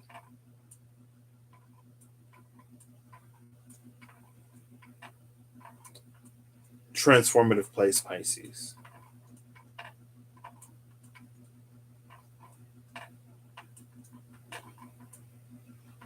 And it's interesting that with this withdrawal card, you're looking out for Halloween. Oh, you're holding out for Halloween candy. Ooh. Candy is already starting to get expensive because Halloween is coming, I feel like. I was like, were these bags of candy really this much money before September? Or people jacking up the price because Halloween is next month? Anyway. It feels like in withdrawal, it's taking in a lot of energy. Like to me, it's reading like it's pulling the energy in. And then again, like we have this 2-part death energy. Right? And we see this one bud. Oh yeah, that's very true. That's very, very true. I forgot about that. I was just looking at the candy in particular that one day. So, yeah, things are like things in general are just more expensive. Um, there's the one blossom there, and then the mini and this Conqueror of Cups. I like, mm, I like Conqueror of Cups because of the victory and triumph and the conquest of the conqueror. But with the element of cups, it's like, can you conquer emotions? Like that can get kind of weird.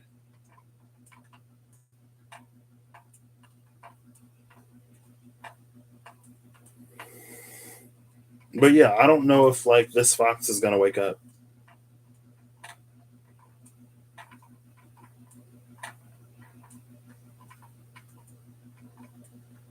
You also got the tower though. So it could also be because now I'm seeing the fox as like emitting energy.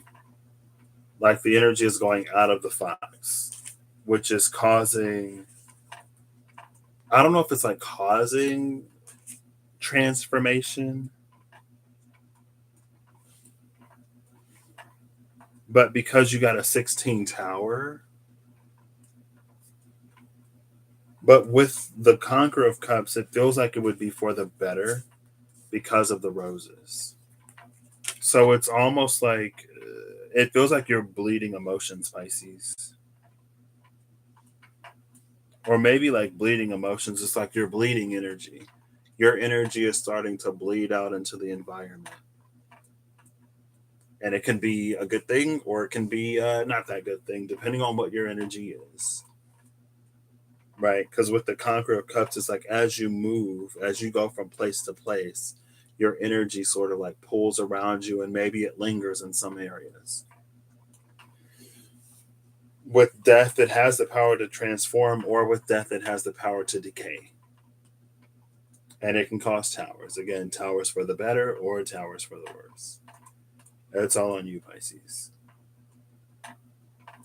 And so maybe it's like if you need to take a step back and withdraw, maybe it's like you find your patience running a little thin because you're entering your Pisces deep dive era, or you're entering that mode where you just sort of like pull back, recharge, spend some more time with yourself, reflect, introspect, whatever. But like you're forced to sort of like interact or engage. Maybe you want to gauge your interactions and like be like, am I in a position right now where I can give great energy, or am I like giving off some not that great vibes? If it's not that great vibes, maybe you do want to withdraw, pull back a little, get yourself together, and then reintroduce yourself to the world. You know what I mean? You get it, Pisces. I'm also a Pisces. You probably know that by now, but I'm also Pisces. I'm a Pisces sun, Taurus moon and rising.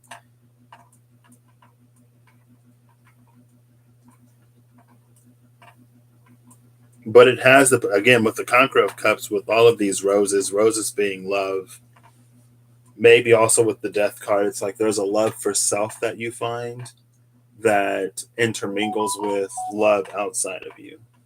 So it's this gorgeous energy. Everybody but who I won't is fine. Anyway, sorry. I apologize. I can't believe it's not 11 o'clock yet. Anyway, we're almost there.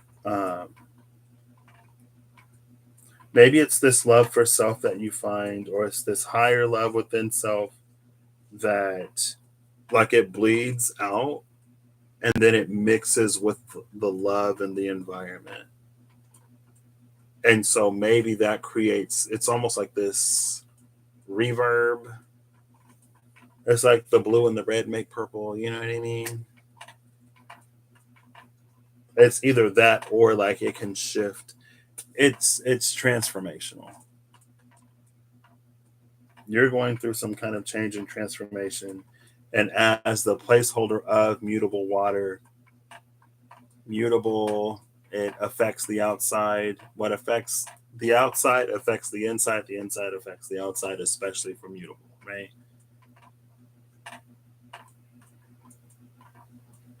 Somebody once said to me, it's almost like your energy precedes you. That was the Donnie Darko. That was movement. That was Taurus. I mean, the snake was around the egg in Taurus. And for Taurus, it was like, be careful that you don't constrict the egg so much that it suffocates and it can't hatch or whatever. But it's almost like it was close and then there was space, and then it was close and there was space, and it hatched. It feels like the rose is the hatching of that egg. There's also almost like Scorpio. And it was the pentagram pentacle energy of Scorpio that was like light and dark, or inside or and outside. It's the space where light and dark meet. And when you get to the space where light and dark meet, you almost go to the creation of light, which was the beginning of creation. It's almost like close-ish to source.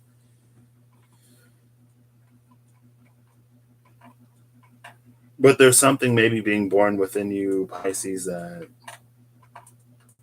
again, it's like you're in a period of great transformation. So allow yourself to give you whatever you need to take care of you in this time. Okay? There you go.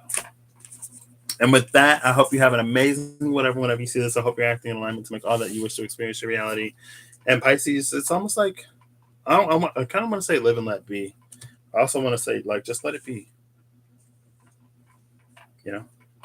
And with that, I said that again because I know Eve is going to be going to bed. And I forgot for every other sign except for Libra. So thank you, Eve. Let me copy and paste the timestamps you have so I can continue them over here on this side. Again, I thank you. I thank you. I thank you. And I hope you have a great night tomorrow. I hope you have a great night tomorrow, Eve. I hope you have a great day tomorrow, and I hope you get plenty of rest tonight.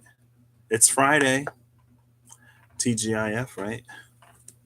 I can't wait. I'm ready for the weekend.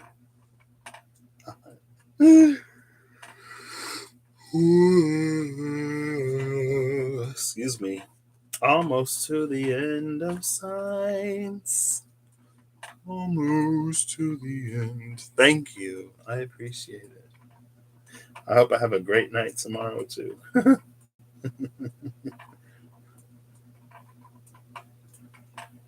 It's fine.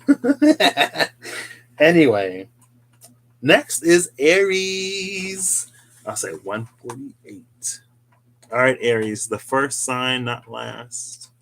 Today, even though you are pretty late. Ooh.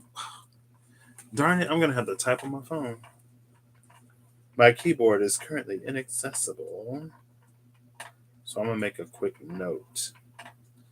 Bear with me, Aries.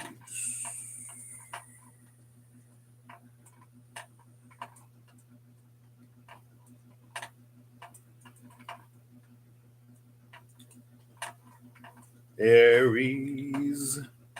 One. Why is the font so small? 48 00. Whew.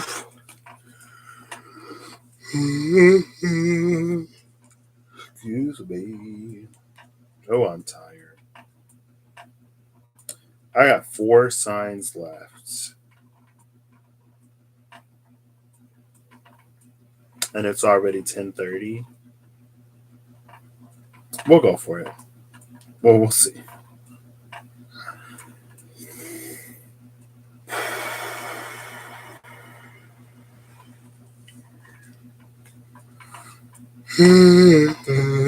Excuse me, Aries. Sorry. Wait, I already did Leo, so there should only be 3 left. Hi, Bixby. Choose a number between 1 and 24. 1 second, just double checking my math. Alright, looks like your number is 14. 14. And then you got 718. 1, 2, 3, 4, 5, 7. Libra, 8, 9, 10. And Aries, 11, 12, 13, 14. Is that higher perspective? Yep, higher perspective. Okay, Aries. It's interesting because I think Libra got take risk, and that was Capricorn Aries energy because of the go. Taurus got a 2, maybe, or Taurus got an 8. Scorpio might have gotten a 2. There's been a lot of like signs sort of like referencing their opposites. You referenced your opposite in the 7, and you also represent see, that's how you know I'm getting tired. You bring your opposite to the attention in Libra number 7, but you also bring yourself to the table in number 1, being Aries, being you. Having both together probably is why you're in this energy of a higher perspective.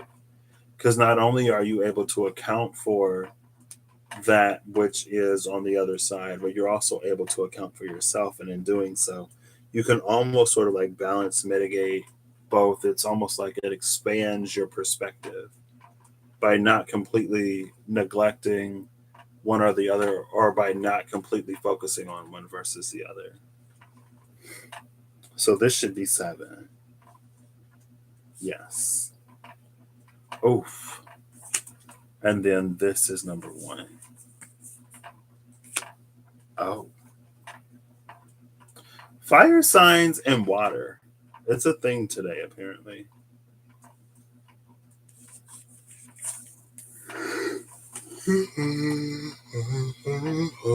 Excuse me. You have the Hermit and the Sovereign of Cups. Sovereigns are queens in this deck. Somebody else had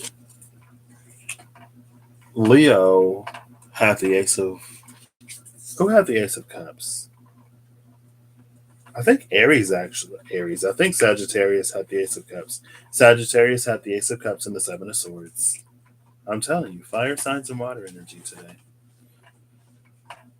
So, with the Hermit, there's something that you dug deep and found within yourself. With the Sovereign of Cups, it's changed the way that you like walk through life. It's changed the way that you interact with people. It's changed the way you engage with and in situations. And all of that, it's because you got a higher perspective. I don't know if this higher perspective is like you've discovered what really matters to you. And with that knowledge, with that information, it's like it makes it easier to navigate life or to navigate choices in life. It's almost like I've never read it. I think it's a book. It's like don't sweat the small stuff. It's all small stuff, almost type of energy. And it's not necessarily that you don't sweat it, or it's not necessarily that you don't care. It's just like it feels like something has put a lot of stuff into perspective for you.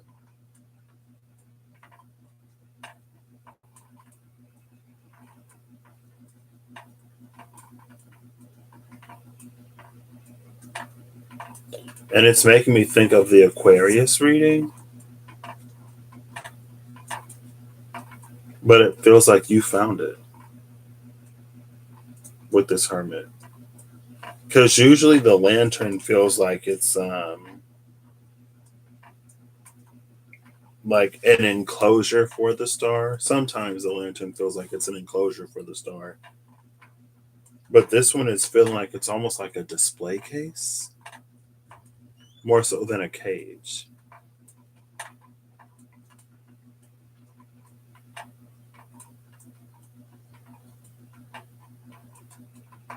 And with the Sovereign of Cups being on the outside, it's almost like you might seem to be more like lighthearted to other people or less burdened. You seem or feel unburdened in a way. But again, it's almost like I've realized what really matters, or I've realized what's important to me, or whatever. And so it's because of that,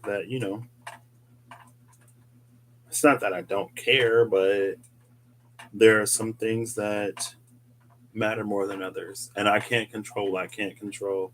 I can only show up and do my best. Like, it feels like that's what Aries is in the space of. And because of that, it's almost like maybe there's nothing that you need external to you. But at the same time, like, you're not pulling away either. Like, it's not creating distance. And so maybe that's why it's reading as like the Sovereign of Cups, especially like that's how you appear.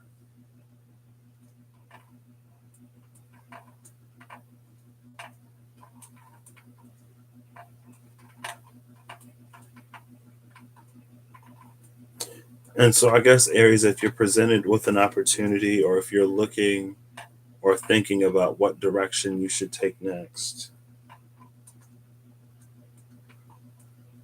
I almost want to say ask yourself what you most desire.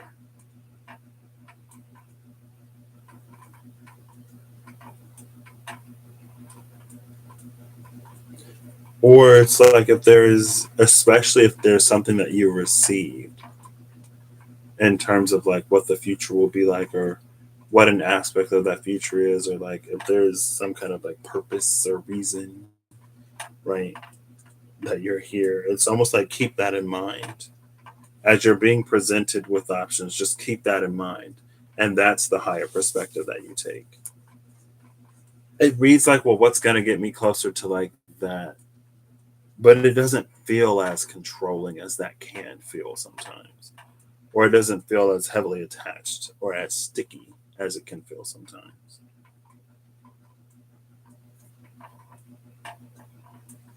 So good on you, Aries.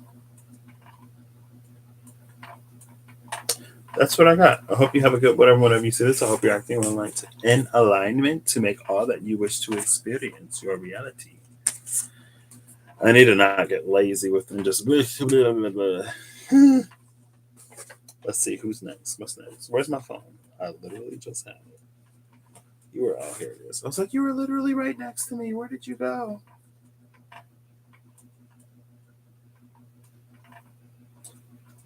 Next is Capricorn. No, yeah, Capricorn. Oh my gosh. I did have four more. I thought I was closer to done, but I'm not. And that's fine. Hi, Bixby. Choose a number between 1 and 20. Processing some equations. Okay, your number is 16. 16, Capricorn. Pisces just got 16. Not that long ago. So I see that you are no stranger to the tower. What was it? 158.20. Saturn.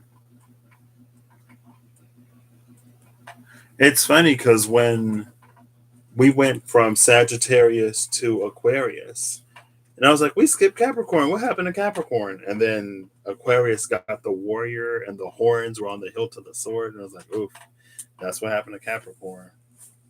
I don't know if there's like some Saturn on Saturn, whatever thing going down right now between Aquarius and Capricorn. I don't know if Aquarius is trying to be like, I don't know. We'll see. Maybe it's nothing about Aquarius. Maybe it is. I'm kidding. So 6 and 7 are the numbers that you got. 6 plus 7 is 13. It's funny because we started, I didn't like it was before the cards, but it was either a 3-4-7 or a 4-3-7. And then we get consecutive numbers again with you. 1, 2, 3, 4, 5, 6, 7, 8, 9, 10, 11, 12, 13, 14, 15, 16. Versatility. Versatility. 13 is death, transformation. It can also be Aries if we start over. So that's Mars. Mars are Scorpio, death, feminine side of Mars, or Aries, masculine side of Mars. Both sides of Mars are present for you, Capricorn. Mars is exalted in Capricorn because of its relationship with Saturn, which is different than some might think. Yeah. Wait, 6 and 7.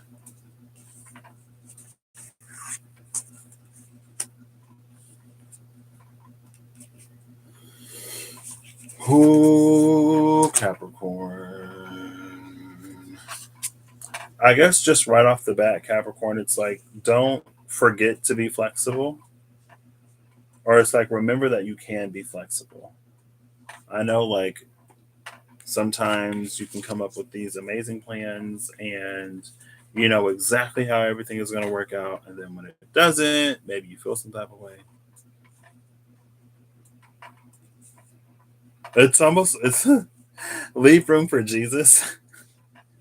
You know, it's like when you go to like a dance in like school and they're like, make sure you leave room for Jesus. It's like, you know, it's so that you ain't like, so you're dancing like this, you know, not like a zombie, but there's space in between the two of you because they don't want anything going down on the dance floor or after prom. You know what I mean? It was just 20222. But this room for like this, make sure you save room for Jesus or leave room for Jesus. It's like, make sure, it's just like leave room for the universe, God, spirit, your guys, angels, ancestors to like leave room for a miracle, leave room for something to work out better than you could have planned or imagined. So with this versatility, it's like almost like learn to sort of like go with the flow, be a little bit more fluid. Again, Capricorn, tap into that water because you're more than just earth.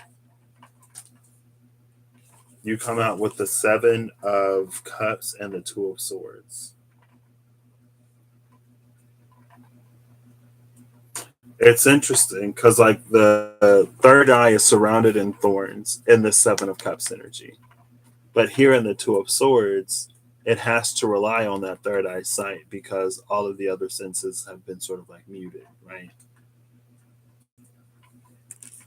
And so it's almost like maybe there's something that you wouldn't necessarily consider, or there's something that you wouldn't think that you're good at, or there's something that you wouldn't think that you like or that you want, but somebody somewhere knows you.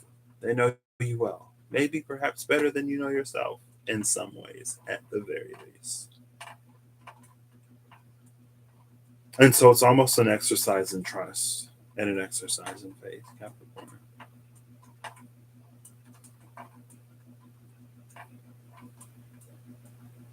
I almost wonder if you sell yourself short, though, which is interesting because with just Cappy energy in general, I wouldn't necessarily think that a Capricorn sells themselves short, but I don't know. It feels like you're more capable than you might think. And you might think you're so capable of a lot, which really tells you something, Capricorn.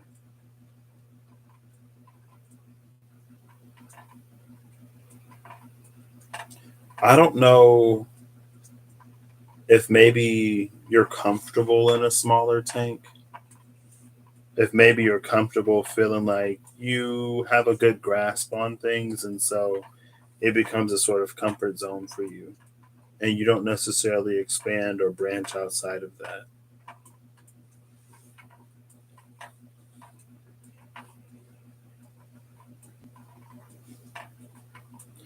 I'm not necessarily always a fan of stuff like this, but it feels like there's something that you have that the world needs, or there's something that you're capable of that a community could really benefit from. But it feels like you're keeping yourself. It honestly, like, it reads like you're keeping yourself sort of like preoccupied, or you're keeping yourself busy. Maybe there's something that you do know, but you pretend like you don't see it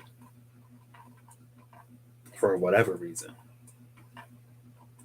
Like, let's say that you're like super spiritually gifted, Capricorn. I mean, if you're watching this, I would not necessarily imagine it's the case, but it's almost reading like someone who's very like intuitive, or someone who's very psychically tapped in or whatever, but they don't want to believe it, and so it's like they fight their own intuition, or they just completely disregard whatever and like, no, like, I'm whatever, right? That stuff isn't real.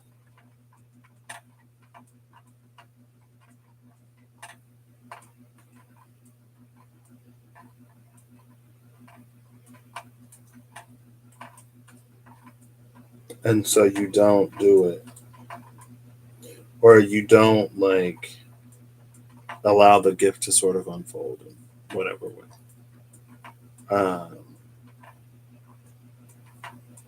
There's also like it's like there's a certain image of success that you might have,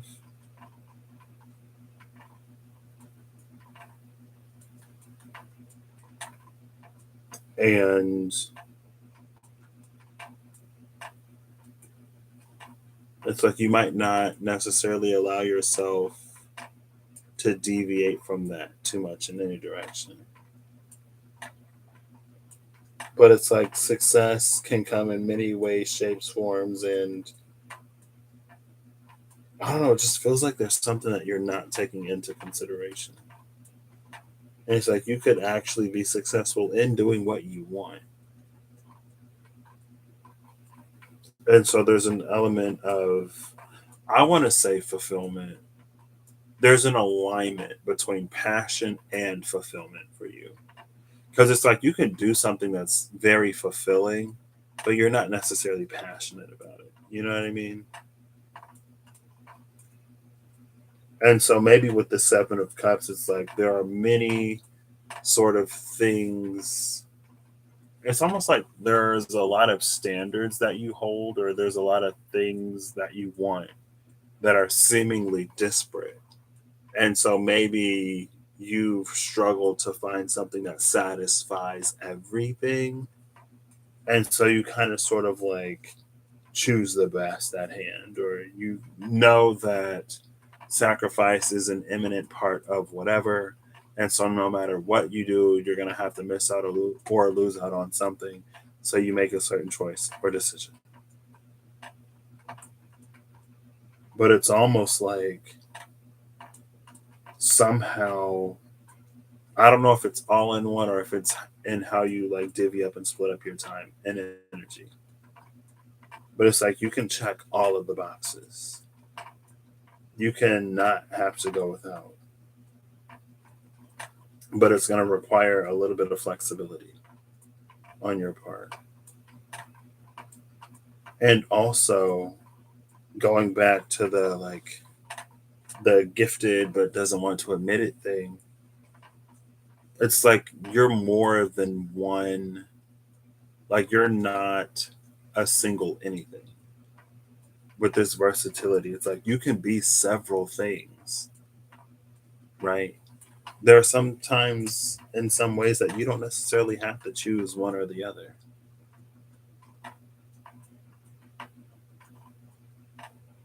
So it's like you can be an engineer and an artist and a teacher and a philosopher and a couch potato and whatever else. You can be all of them. You don't have to have your identity solely tied up in one thing. And it feels like that actually brings you some kind of joy. Because then it's like you get to satisfy those multiple areas or those multiple aspects of yourself. You almost get to do it all.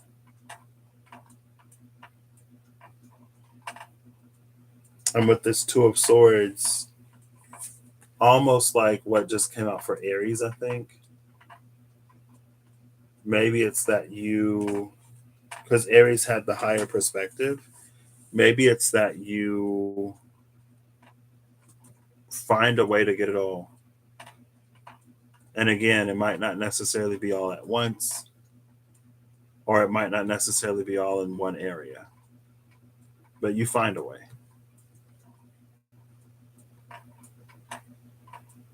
I feel like saying you just got to believe it. You have to believe it's possible. I don't know, Capricorn.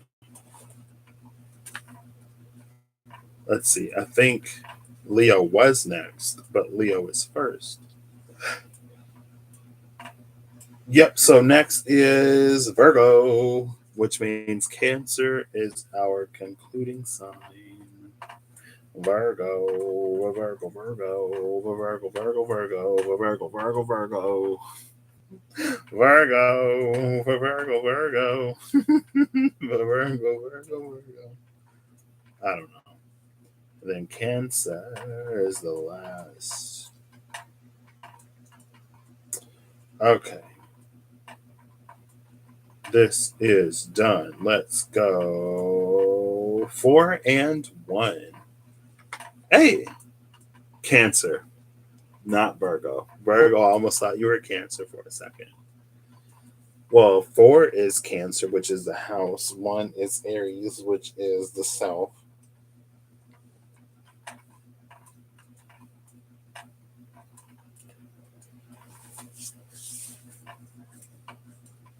I feel like for Virgo, it's something about like how something is a reflection of you.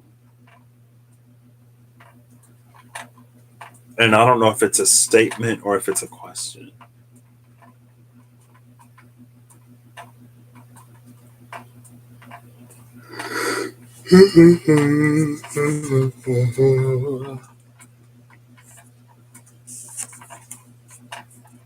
The Eight of Swords and the Four of Cups, Virgo. Virgo, Virgo, Virgo. What are we doing here, Virgo?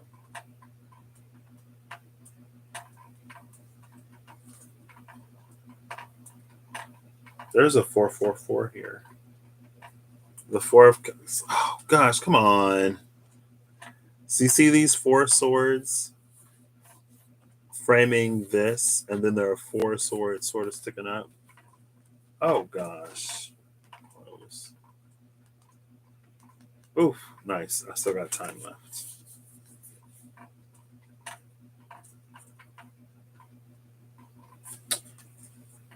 So it's like, Virgo, you have a sort of foundation, you have a framework, right? And then you build off of that framework with this Eight of Swords. Like this 4 is the framework, and then these 4 are like you building on that framework. Because it's the Eight of Swords, and the Eight of Swords is just typically things that you don't necessarily see, with the Four of Cups being something that you're not necessarily aware of.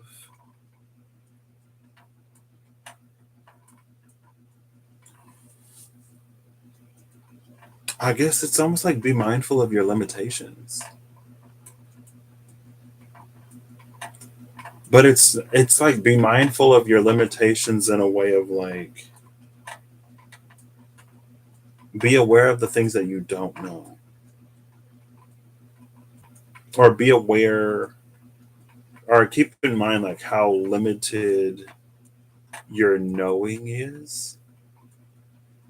And it feels like it's almost pulling on Sagittarius a little bit. because it's like you don't know everything, but it's not you don't know everything in a like you don't know everything type of way. It's just like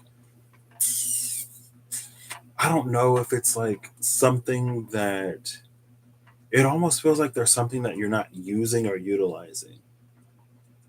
Maybe it's like because you don't know what it does or something like that. Like it's almost like you like say life is a movie or whatever. And there's like a person that you bump into and they're like, "Hey Virgo, you're going to need this." And you're like, "Okay, thanks." And like you trust the person, you have a good feeling about the person, but you're looking at this thing and you're like, I don't know what to do with this. And so you set it in a drawer somewhere and you forget about it. And then maybe one day you're doing something, it's like there's something that is a challenge or there's a task that's a whole task. And you're doing it and you're doing it, and maybe it's time consuming or maybe it's boring or maybe whatever. And then one day it's like you're sort of fed up, you had enough, and you're like, man, I wish there was something I could use to help speed this along. Like if only I had something that can do this. And then you're like, oh my gosh, that person gave me something that I might be able to use for that. And then it works. And the reason why I sort of took the metaphor in that direction is because it's something that you could have always used. You could have used it when you got it, but it wasn't until you spent some time with the situation, and it wasn't until it's almost like it wasn't until you got an idea of how the thing could be improved that you discovered the use for that thing.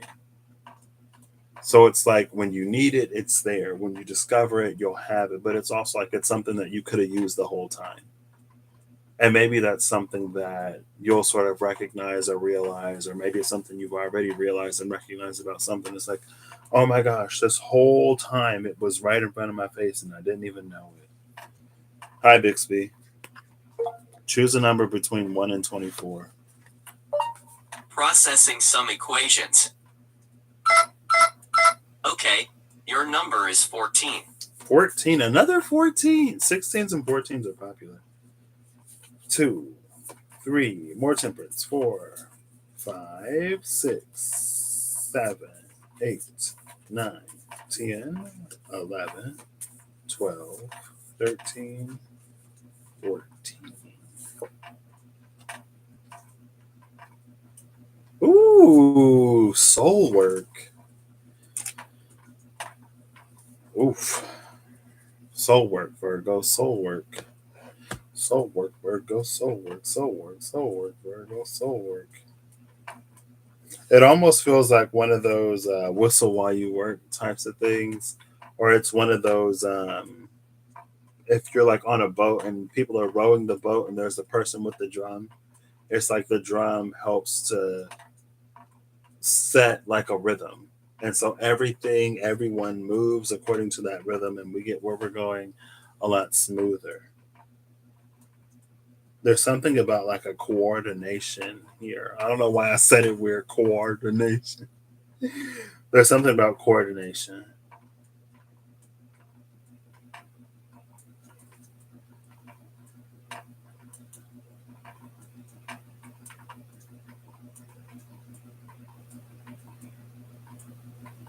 When you need it, you have it,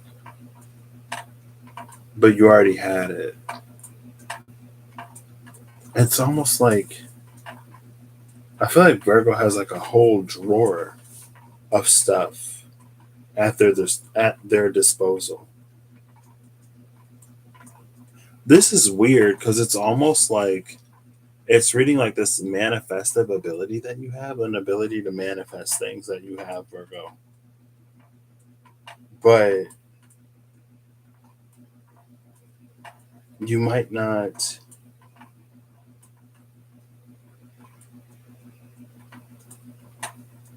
know it or notice it.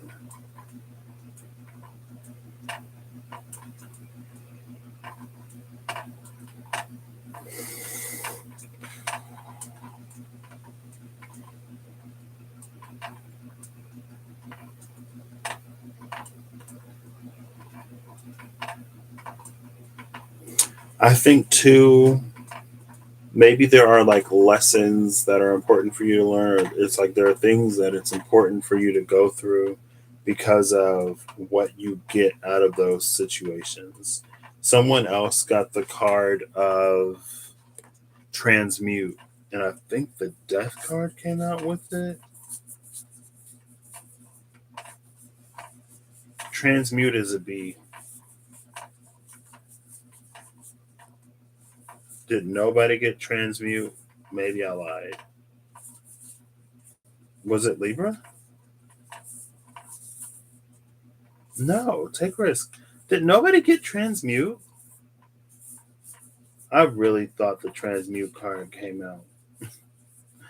I really, really thought the transmute card maybe it was at the bottom of the deck on one of them, and I randomly looked at the bottom of the deck. But it's like the queen bee is transmute, and this worker bee or a drone is soul work, but they're both bees, so it's not like the queen versus the worker or the drone or whatever. It's like there are all of these things to transmute, and it's like as you transmute more and more and more of these, you're building out your understanding with this Eight of Swords. You're increasing the framework, and eventually, maybe you'll start building like laterally, or you'll start building like this instead of just building up. Instead of vertically, you'll also like expand laterally. And that feels like it opens up a whole new, like, that's an entire dimension that opens up, right? You're not just building in this dimension, now you're building in this dimension. And it's like there's an intentionality behind this expansion, whereas it would just sort of like naturally happen before.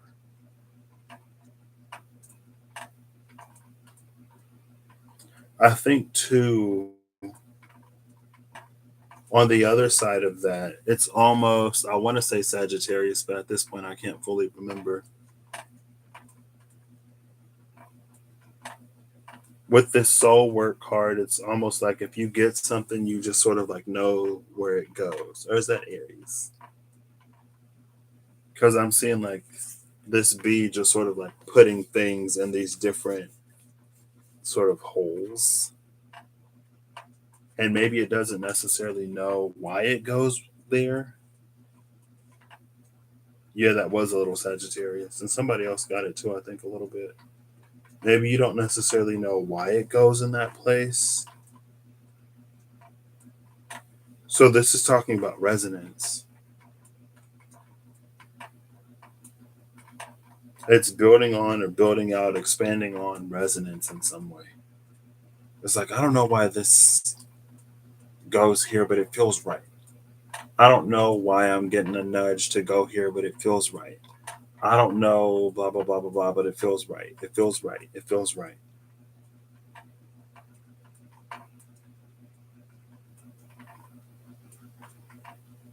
I think that was because Sagittarius, it was like, if you follow it for long enough, if you follow the feeling, eventually it'll make sense.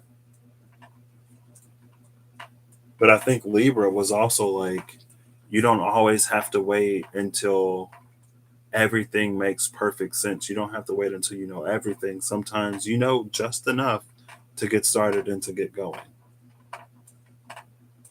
But because it's like, it's this Four of Cups, receiving something that you might, it's like the thing is already there. It's being offered and presented, but you might not see it typically traditionally. And then the Eight of Swords again. I mean, usually it's like self imprisonment, but it's just like something that you're not seeing. Usually it's blindfolded.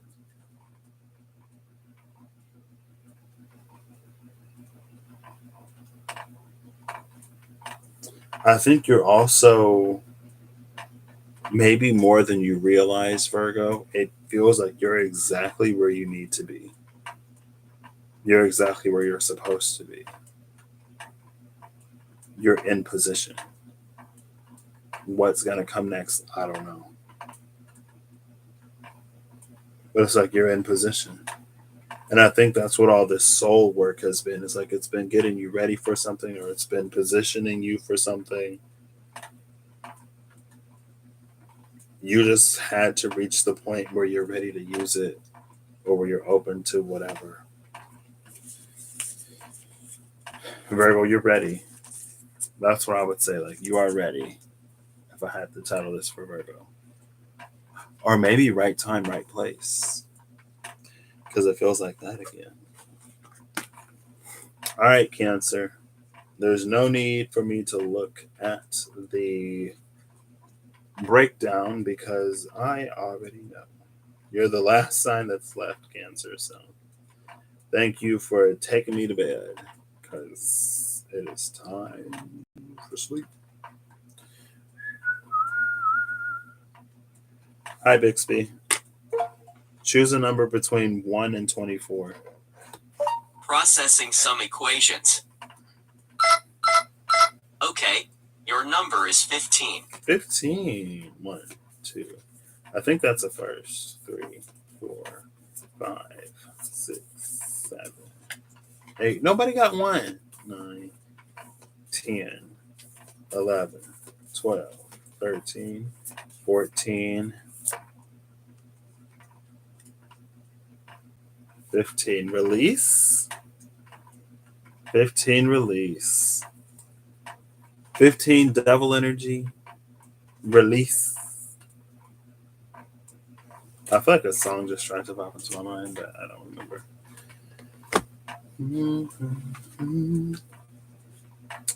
Rolling the dice. 2 and 8. Scorpio and Taurus. Okay. 2 plus 8 equals 10. That's a wheel of fortune. Taurus being a very present and sensual energy. Scorpio being transformation, life. The only constant is change. So 2 and 8. This is 8. This is 2.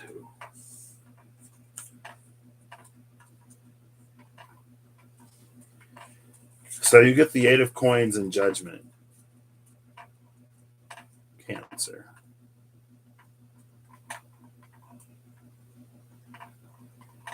Like how there's 1, 2, 3, and then 1, 2, 3 sets of hands, and then those in the middle, and then these in the middle.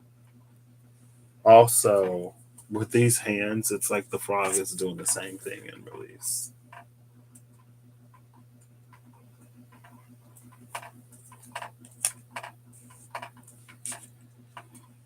Water signs were going through some kind of energy. Oh, yeah, I was like, Scorpio is going to shift into Pisces. Pisces is shifting into Scorpio. Cancer is going to shift into Pisces. Scorpio to Cancer. Scorpio is going in Cancer's place. Pisces is going in Scorpio's place. And Cancer is going in Pisces' place.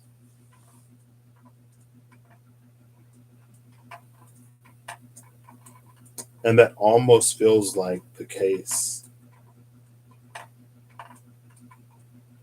It feels like there's a series of releases that opens you up to receive something. It's like release, release, release, and then boom, this whole angelic, biblical angel descends from the heavens. And then the 8 of Pentacles is here. I feel like this is an energy of consideration, but it's different than what Scorpio got. Because I think Scorpio was 1 and 10. The 1 was the Magician, the 10 was the 10 of Wands. But with Scorpio, it almost felt like complex or complicated. Like it was a lot to balance and manage at once. For you, Cancer, it's not like there's necessarily a lot. It feels like it's more so like stuff to keep in mind. Like you're trying to satisfy multiple conditions at the same time. or there are multiple things that are important to you.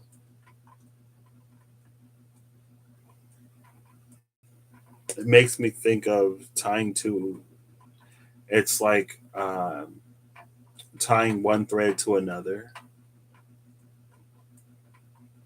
so that as you stitch, as you sew, as you crochet, as you knit, it continues. And then when you run out of string, it picks up on that new thread.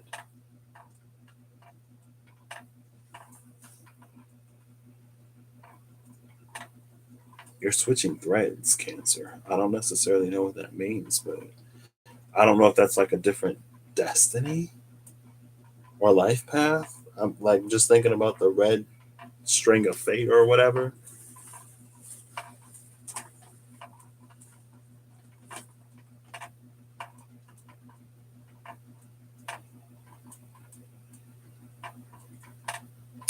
Release and receive.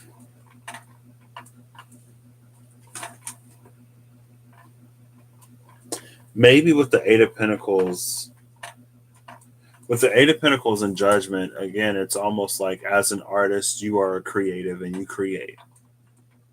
It's up to the person who is perceiving the art to interpret it however they see fit. You can't necessarily control how other people perceive you or how other people perceive anything. And so you have to release that, right?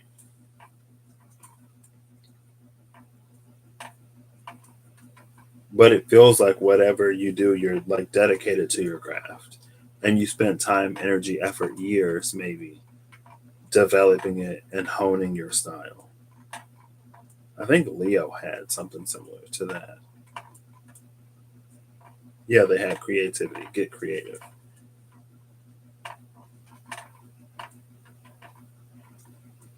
And somebody else had this too. I don't remember who, but it's like maybe you've gotten used to, maybe it was Capricorn. I don't know. Maybe you've gotten used to like doing a lot of hard work. Was that Gemini with the Ten of Pentacles? I think it was Gemini with the Ten of Pentacles and the Fool, actually. It's like you got used to a certain way of doing things, and you always sort of do things that way. But maybe there are going to be certain, it's almost like there are certain, it's another unburdened energy. It's like there are certain things that you carry, or there are certain considerations that you hold that you don't necessarily need to anymore. So you overcomplicate things when it's almost like the energy has become more relaxed in some way. And so you can release some of that.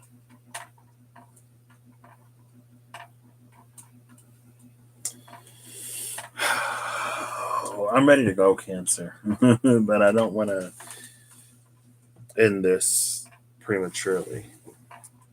So, what else is there for Cancer? It's just release and receive, or release to receive.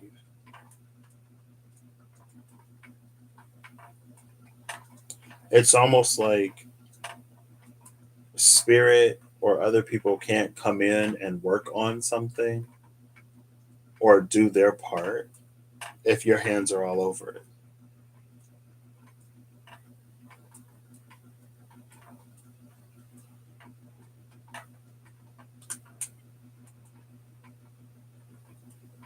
I think just in general too, you may be coming into a time where you sort of like realize what burdens aren't yours to carry, what like you can do and what you can't do.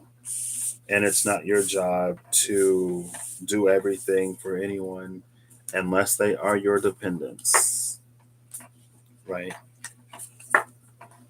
Then maybe it is, because you know if they're your children and you got to take care of them, then you know. The Ruler of Wands at the bottom of the deck for you, Cancer. The Ruler of Wands, the Ouroboros in this deck, in particular for me, because of the Ruler of Wands, represents someone who has their ego under control. So maybe there are things that you realize you don't have to compensate for anymore. Maybe you were I'll say overcompensating, but we can overcompensate for many reasons. Like maybe you were trying to do something for somebody that was not for you to do for them, right?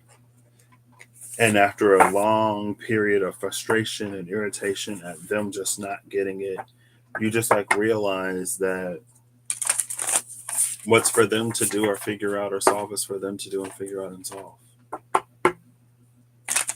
And so you release it, you let it go. And as you release it and let it go, you put that energy back into yourself.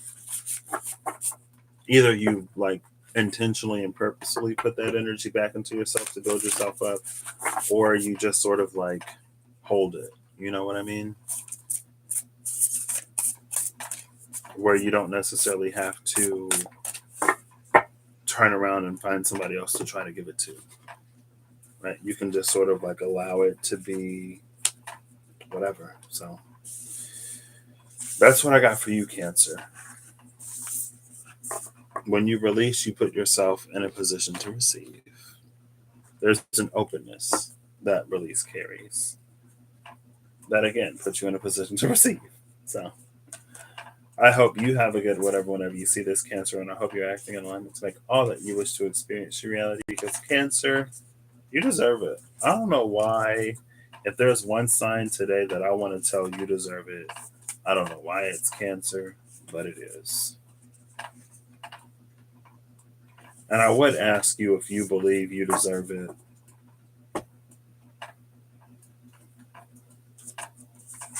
But I almost feel like I have to ask what it is. So maybe it's one of those things where it's like, you know that you're worth more than what you're currently getting and experiencing. But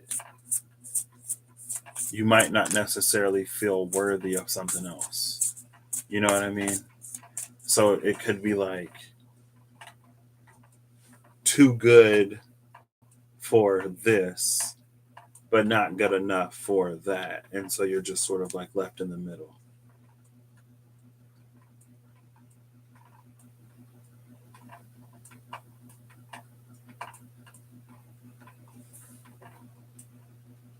And it almost feels like, I don't know if it's things that, it feels like the past is coming in some way that makes you feel not good enough for, not yet ready for whatever is next for you. But with that Eight of Pentacles, it's like realize that everything is a journey, right? And as we grow and evolve and change and heal and whatever, we come into like new versions of ourselves, right?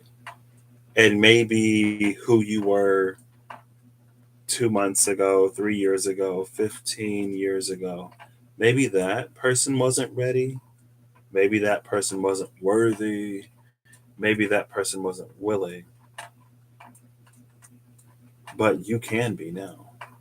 You already are worthy. You can be willing. And you can do it. And so maybe the thing that you need to release is this outdated idea about yourself, or this outdated idea about the world in general and at large. Maybe something the Magi at the bottom. Maybe something I don't know, give you what you want? I don't know. But that's what I got for you, Cancer.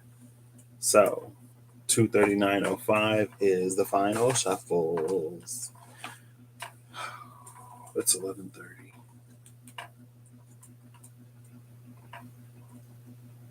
Final. Did I say 231, 239? I'll just say 239.30 because that's where I am now.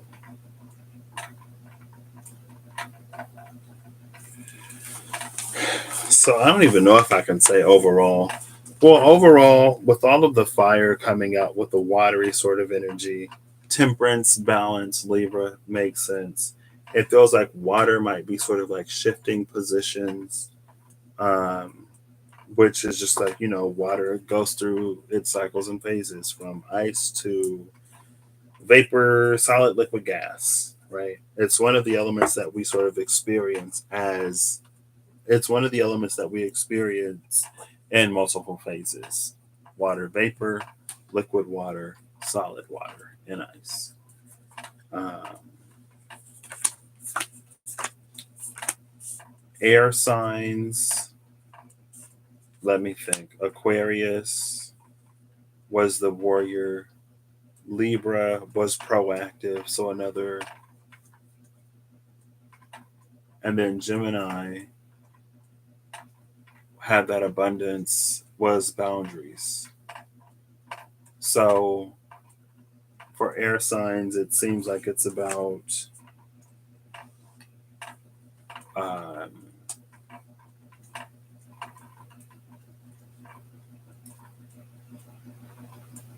I would say balance in a certain way.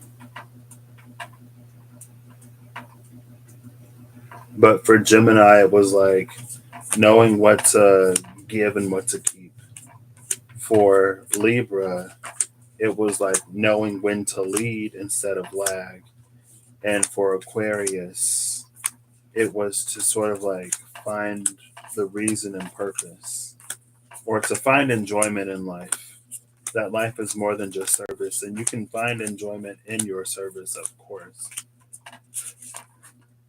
I don't know why I mixed these two up. The Eight of Pentacles and Judgment. So Cancer. Um, I just put the different color cards on the other deck. Earth signs, Capricorn. I remember it was like be water, versatility, flow. Virgo. I don't remember Virgo. Taurus. I don't know. It's late. I'm sorry. I tried to sort of wrap it up, but it's hard. It's difficult. I can't do running on tired brain.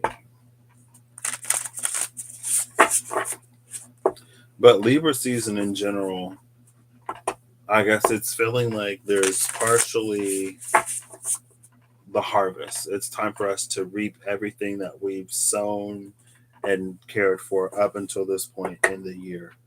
But it also feels like there is a certain, I guess, mindfulness to the next season, or mindfulness for the next season. Because it feels like there's still an active part in there somewhere. And for all of the signs, it's like it almost feels like getting a better understanding of the flow of life, or our part in the cosmic play of life in a way.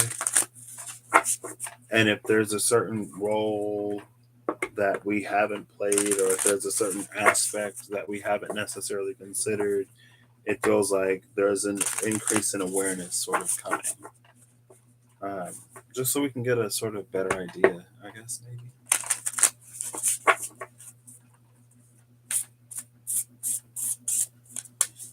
Because it's almost like what's coming in is to benefit both now but also later. Has the potential to completely change a lot of things. But that's because we've been going through a lot of changes as well. Changes. Oh gosh, this deck is spitting cards out. Let's see. It's the Journeyman edition. So the lighter one. Oh, was that Temperance? Yep, it's Temperance. Temperance is on the floor. Oof, oof. Well, I want a carbonated beverage so bad. But I'm drinking water. Temperance, I picked it up in reverse, but I feel like there's another card that fell. I'm going to have to count these cards. I am.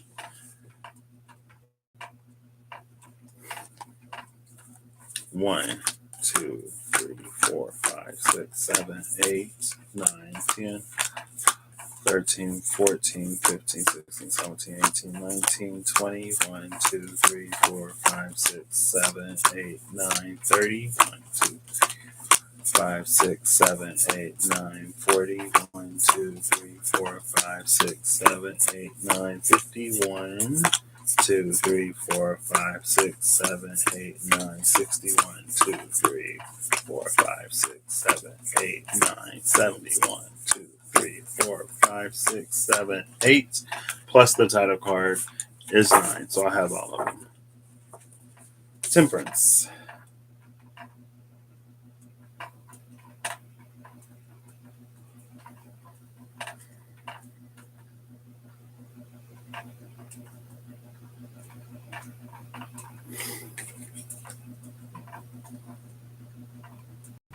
It's almost like, again, it goes back to that energy, like getting a better understanding of life, but it's getting a better understanding of life from the first person. Oh, look, there's the title card.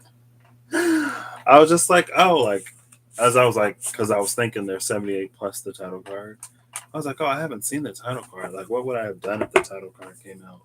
I thought the back of the title card was different. It's not. But we're getting a different perspective of life by living it. And by allowing ourselves a fuller experience or a fuller breadth of experiences. And that's going to supplement our knowing in a way that will empower us to make more informed choices and decisions, I guess. So, I guess I already got temperance from this deck, but final card, please, from the Journeyman. Journeyman. No cards on the floor. That's a lot of cards. It's 3. I'll take them. 3 majors. 1 plus 13 equals 14. The Magi, Temperance, and Death. 1 minus 14 equals 13. But in both Temperance and the Magi, it feels like all elements are represented, but in Temperance it's a little bit more abstract.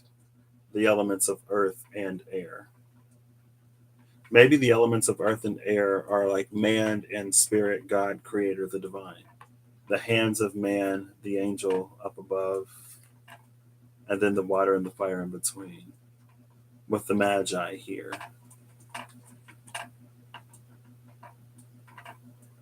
And then death.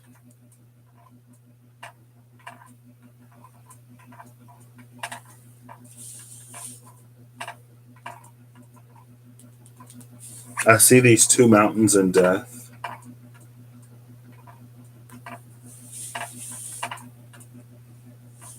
It almost feels like in some way the training wheels are coming off. Or it's like there was something that, like there was a blockage, or the mountain was there, but it's like split and it moved.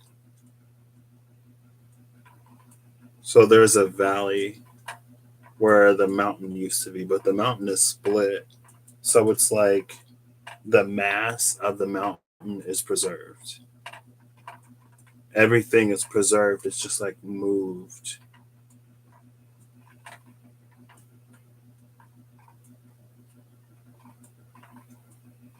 And of course, it makes me think of the Red Sea splitting. Is it the Dead Sea or the Red Sea? I think it was the Red Sea when Moses split the Red Sea.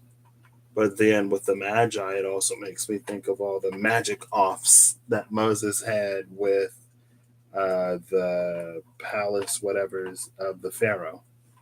And it's like when Moses, I think he like tapped his staff against the floor and it turned into a serpent. And then the court magicians did the same, but the staff, Moses' staff serpent, like beat out the other ones.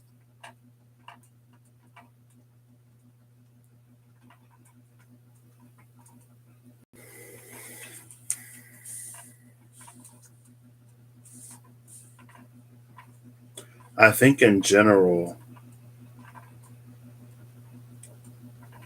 it's like it's humbling the proud and it's emboldening the,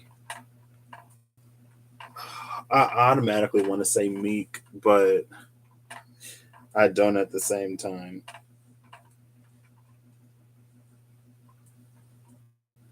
But it just like it feels like it's giving whatever was missing again. And that's how it's like bringing something into balance. It's bringing it into balance by providing almost the opposite. And maybe that's why so many of the signs had an energy of their zodiac opposite.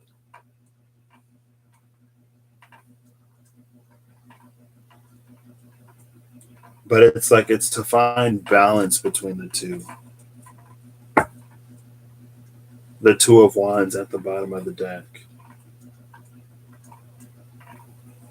As I'm talking about the opposites, it's like it's this. That's what we're meant to find. So it's like not necessarily to go to an extreme, but it can happen as we go from one experience to the other. But it's like this is what we're sort of finding. X marks the spot, that sweet spot where the treasure is hidden.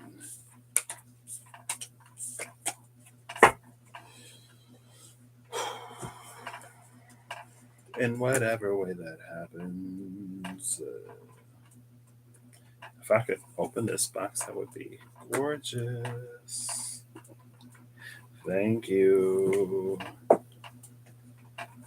The universe is wild, y'all. That's all I got to say. All I got to say is the universe is wild. Ooh, the Ten of Swords. The Five of Cups. I was picking up the deck of the Ten of Swords. Like these two cards stayed at the bottom, the Two of Wands and the Five of Cups.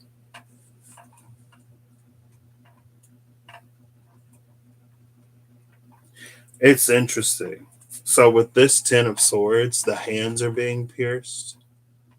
It's interesting because it's almost like it's just to observe or something. It's not necessarily to do. I don't know.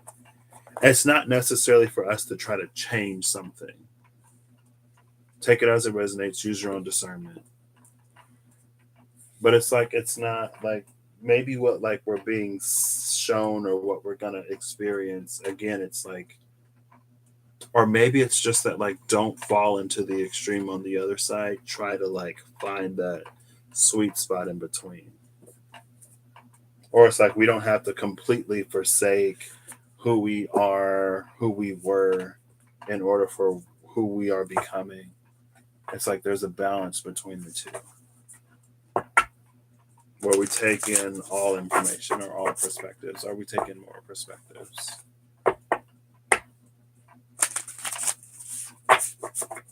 Because then if we go to that extreme, we'll just be balanced back. And, you know, it happens. So we don't have to feel a certain type of way about it. But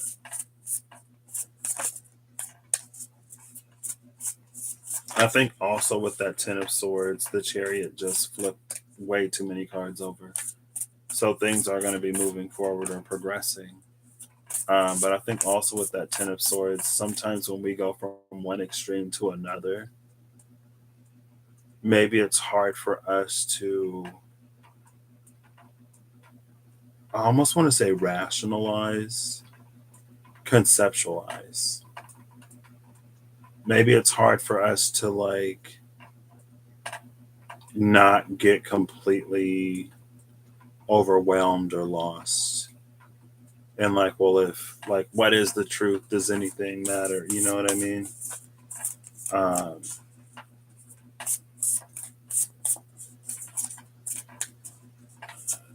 I would say, because it feels like maybe for some that could be the point too. It's like it's not to destroy anyone's psyche, but maybe it is to get us to see that there's more than we know, think, or believe.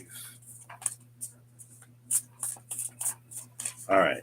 Ascendant edition. Final card, please, from the Ascendant.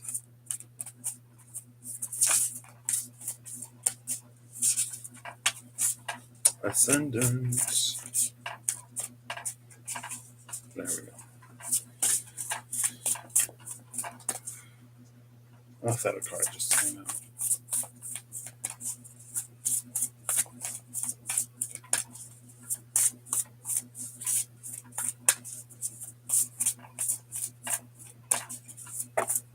Oh, how many cards is that? Oh, I see the High Sage.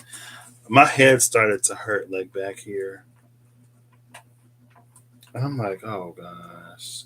The Hanged One at the bottom of the deck.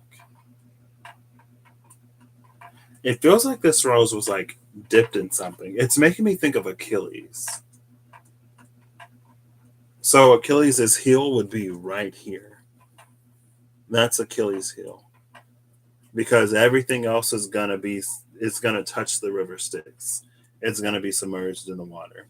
That's gonna be the one point that doesn't touch the water. That's gonna be the weak link.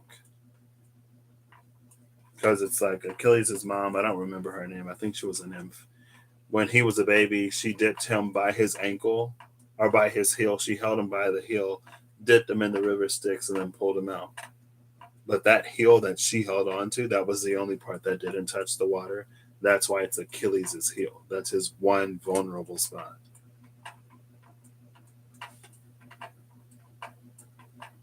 It's what we hold on to.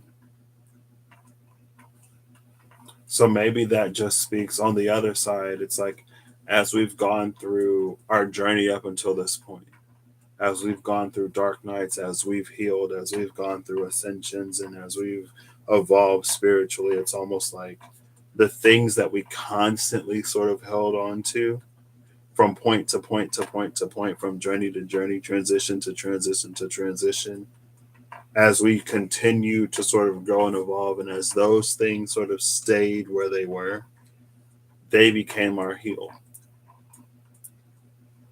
And so that which we hold so dearly internally is what the external is going to try to highlight and illuminate, because this is the dark deck, right? Internal, inside. The other one was the light one with the Magician, Temperance, and Death. The Queen of Swords actually came out for one of the signs. I think it was,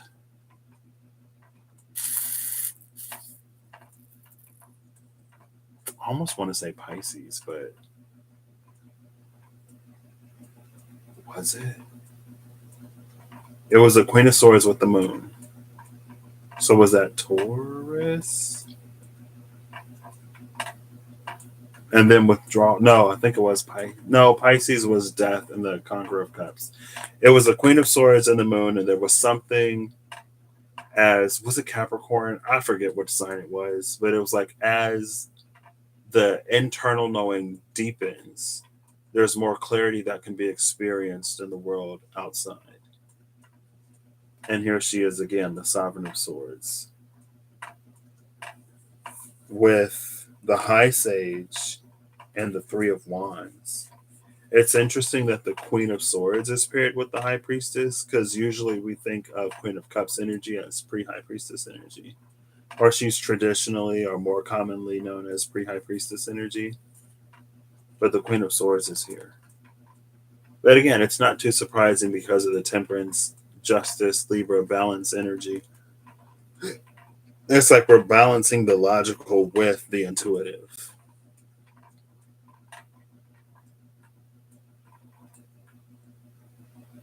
And it's interesting because it's almost like with this Queen of Swords, it's not the King of Swords, which is interesting because for me, the King of Swords has taken the place of the other side of the High Priestess. The other side, because it's like the Queen of Cups is the one that knows the outcome. The King of Swords is the one that knows the process. So the Queen of Cups can be very good at sort of like receiving, intuiting, divining the outcome to a situation, but not necessarily the things that need to occur to make that possible reality come to be. The King of Swords can be good at like seeing like how one thing connects to another, but might not always necessarily see the ultimate end goal outcome. You know what I mean? They sort of like view it from two different perspectives. But in this deck in particular, gender is removed.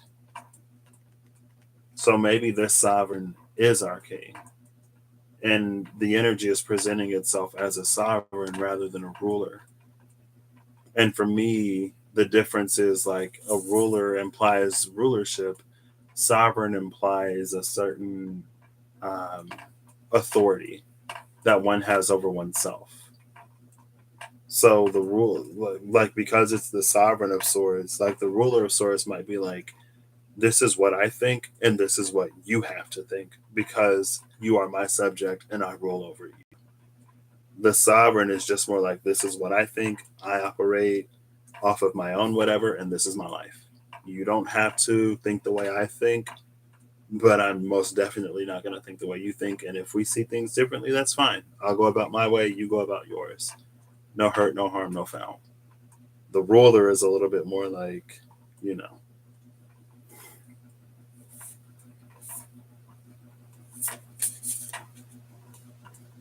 But anyway,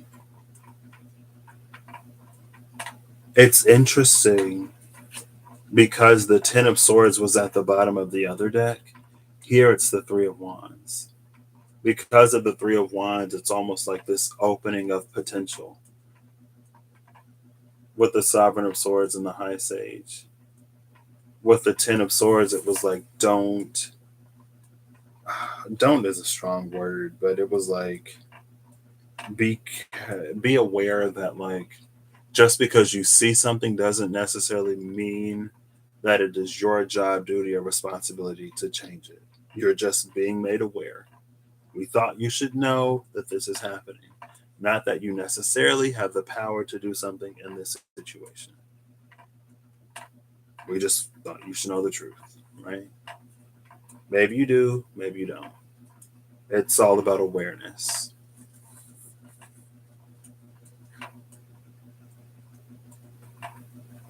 But here, I don't know if it's an expansion of sight or if it lets us see a little bit further. Because the Three of Wands is an energy of like awaiting something, right? And with everything I just said about that King of Swords, maybe he doesn't get the ultimate end goal, but he gets a vision of an intermediary in between step, right? So he knows that if he goes from point A to point B to point C, he'll end up at the shore where the boat will come. And then once he gets on the boat, he'll travel on the water and then he'll land somewhere else. And after that, who knows, right? Now, the Queen of Cups would almost see what's on the other side. And the danger for the Queen of Cups can be navigating the land that she's in as if she's in the land on the other side of the body of water. And so sometimes it's like we might think that something might just happen in a way that it might not necessarily come to be because it's potential until it's lived, until it's real life.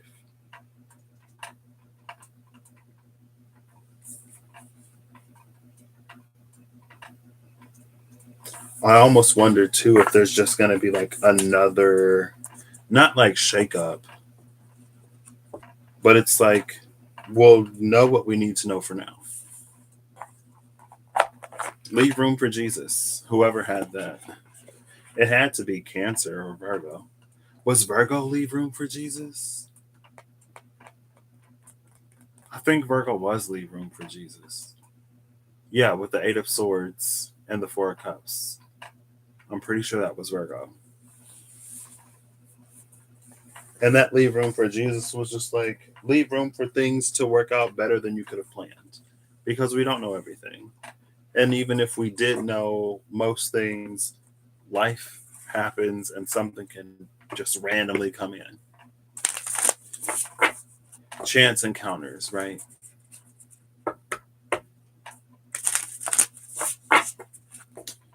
So these cards are very interesting. The Oracle cards. So one last Oracle card for the road. I can't believe it's been 3 hours. I can, but I can't at the same time.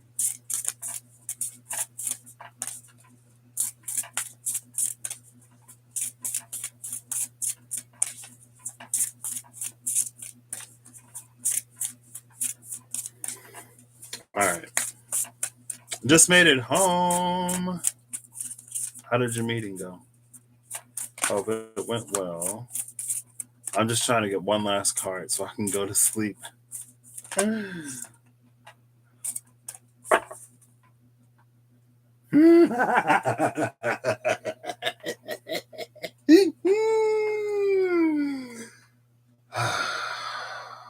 Are you ready? Are you ready for the final Oracle card? So remember how I said, like, there's like this balance, and like just because you're made aware of something doesn't necessarily mean that you're meant to change it in any kind of way. And like we're balancing the opposites, and like so many of the signs are coming out with their opposite energy and blah blah blah. We're meant to see both ends and but not get like fall to one extreme. Paradox. Paradox is the card that came out. Guess what's at the bottom of the deck? Paradox comes out. Bottom of the deck, trust. It might not make sense, but just go with it. That's literally Sagittarius. That was Sagittarius. Sagittarius wasn't necessarily a paradox, though. It was just something that Sagittarius couldn't completely mentally conceive of, but they had a knowing. Paradox and trust. Not only does it not make sense, we're just going to be asked to go along with it. Oh, girl. I was like, okay, all right, yeah. All right. A grizzly raiding chicken coops. What? A grizzly? A whole grizzly? I've seen videos of grizzly bears and people pools. I also saw the video of the grizzly bear who, like, her cubs, I think, yeah, their baby bears are called cubs, right? Her cubs, like, one of her cubs was stuck, like, in a river, and the grizzly bear went to go find a person, a human, to help her cub out. And they just had to trust each other. The person had to trust the grizzly bear that it wasn't going to randomly maul them, and the grizzly bear had to trust that the person wasn't going to hurt her or her babies. And it was like she gave the person enough space to like do his thing, right? She was like, I am showing you that I am not aggressive. I need help. And she found the right person. And he saved her baby. So anyway. But that's very different than raiding chicken coops. So, you know. Anyway. I have reached the end of this video. Thank you. Not a problem. I'm always here. I wasn't thanking you, Bixby, but thank you, Bixby, for all that you've done.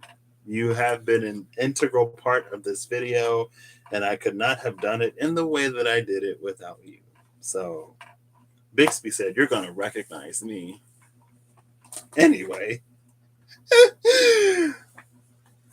Thank Holly and Eve and Diana for coming. This is interesting. Again, because it feels like there's definitely a harvest. It feels like there's definitely a reaping that we're coming into, but also at the same time, it feels like it's like autumn and spring at the same time. Because like at the same time that we're reaping and harvesting, we're also planting seeds. Or something. I don't know. Trust the paradox. Trust. Because, excuse me, as we trust the paradox again, it's where those two rods met in the middle. X marks the spot. It's that sweet spot. In that sweet spot of the extremes, there's a truth that reveals itself. Or there's a raw, unpolarized energy that presents itself. Before it chooses a side, before it's given a direction, before it takes form.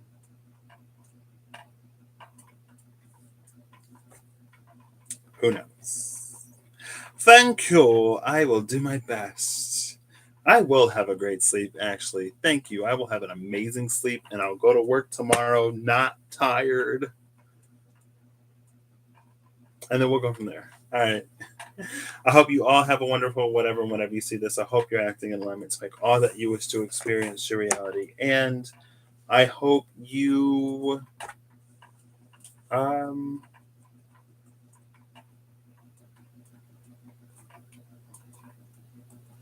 I want to say, like, what is it?